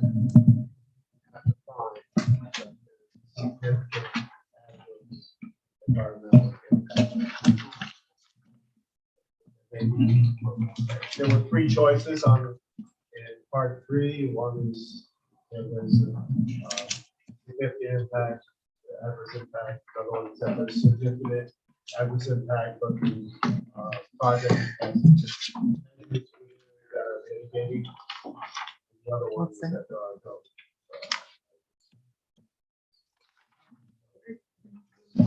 that's the A and B, right? Right. Okay. And But Yeah. by itself, I mean, there's a question of whether or not there can be a moderate to large impact or something that is not important. That doesn't really bear on the ultimate determination of environmental. Okay. All right, good. Thank you.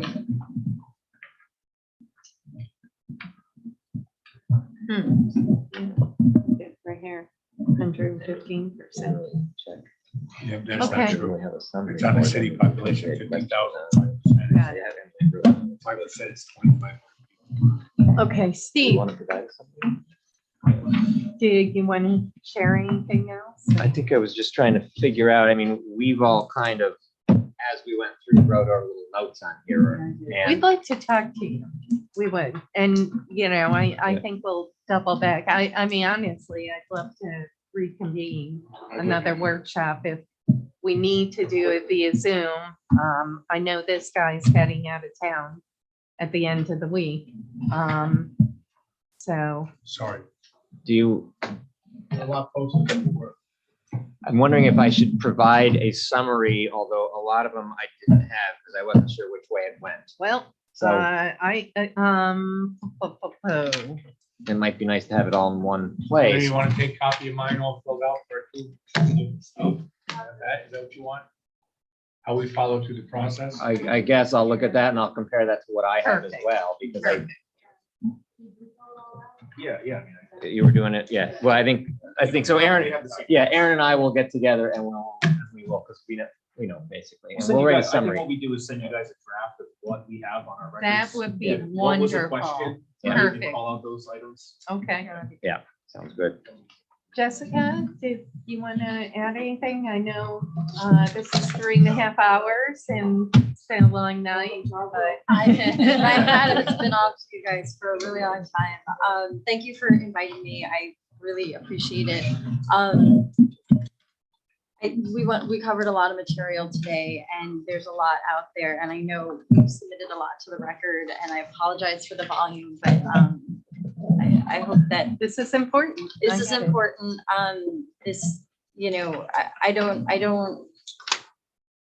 The National Register eligible site, I found it honestly fascinating, the Harkin report. It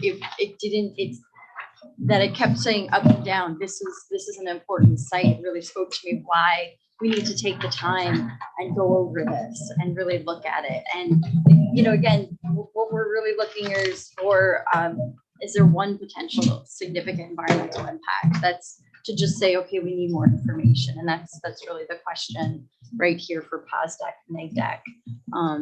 So I know you guys have some big decisions in front of you and not a light amount of reading material. And I gotta say, pretty much all of us have gone through this and because we've been doing this for several months, going through it, getting the information, and we do read it. We do appreciate giving us information because it does help us. It really does. And this is not something that we're just looking at, like I said to you before.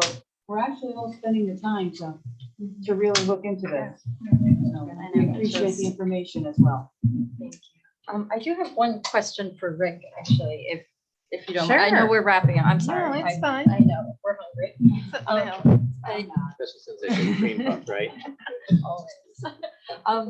Just kind of going back to the density, and I know we're, especially with the rezone that we're kind of all looking at as a city, with the need for, going to P plan development, and then the need for a variance, I said probably. probable need for variance, would that be considered self-inflicted then, that it's kind of being built to need a variance versus like buying a building that then requires one? Well, and it would be, those would be area variances. And so the tests that you go through, there's a 5 or 4. 5 for an area There's 5, variance, but yeah. you don't have to meet all 5 for an area. They're weighted, right? So if yes, it's a self-created hardship, but all of the other tenants outweigh that, then you're able to grant it. It would be different if it was a use variance, right? But the use is residential, which is what the current use of the site is. Good point. Rick, I just have a question on process. So if we're doing Yeah. another workshop, are we Well- able to fill out a form at a workshop? That's just, Yeah, the first thing, how about first, we see your summary and your draft, and then we take it from there. Okay? Good.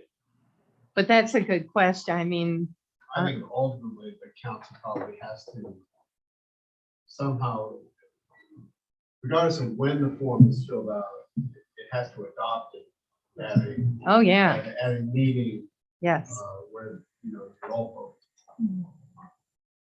I think based on what we see from your summary to the questions, Steve, will guide us to part 3.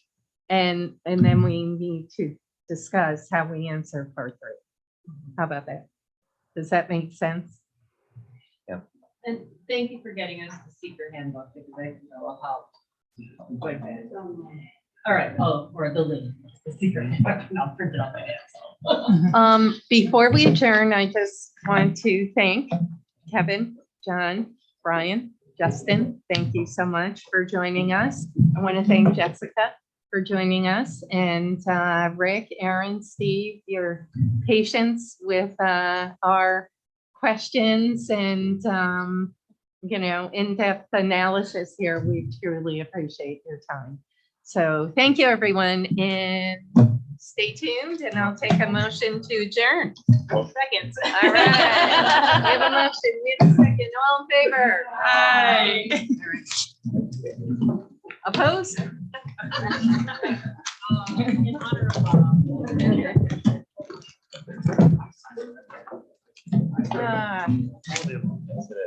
Hey, Tim, do you mind, we'll put the microphones back where they were.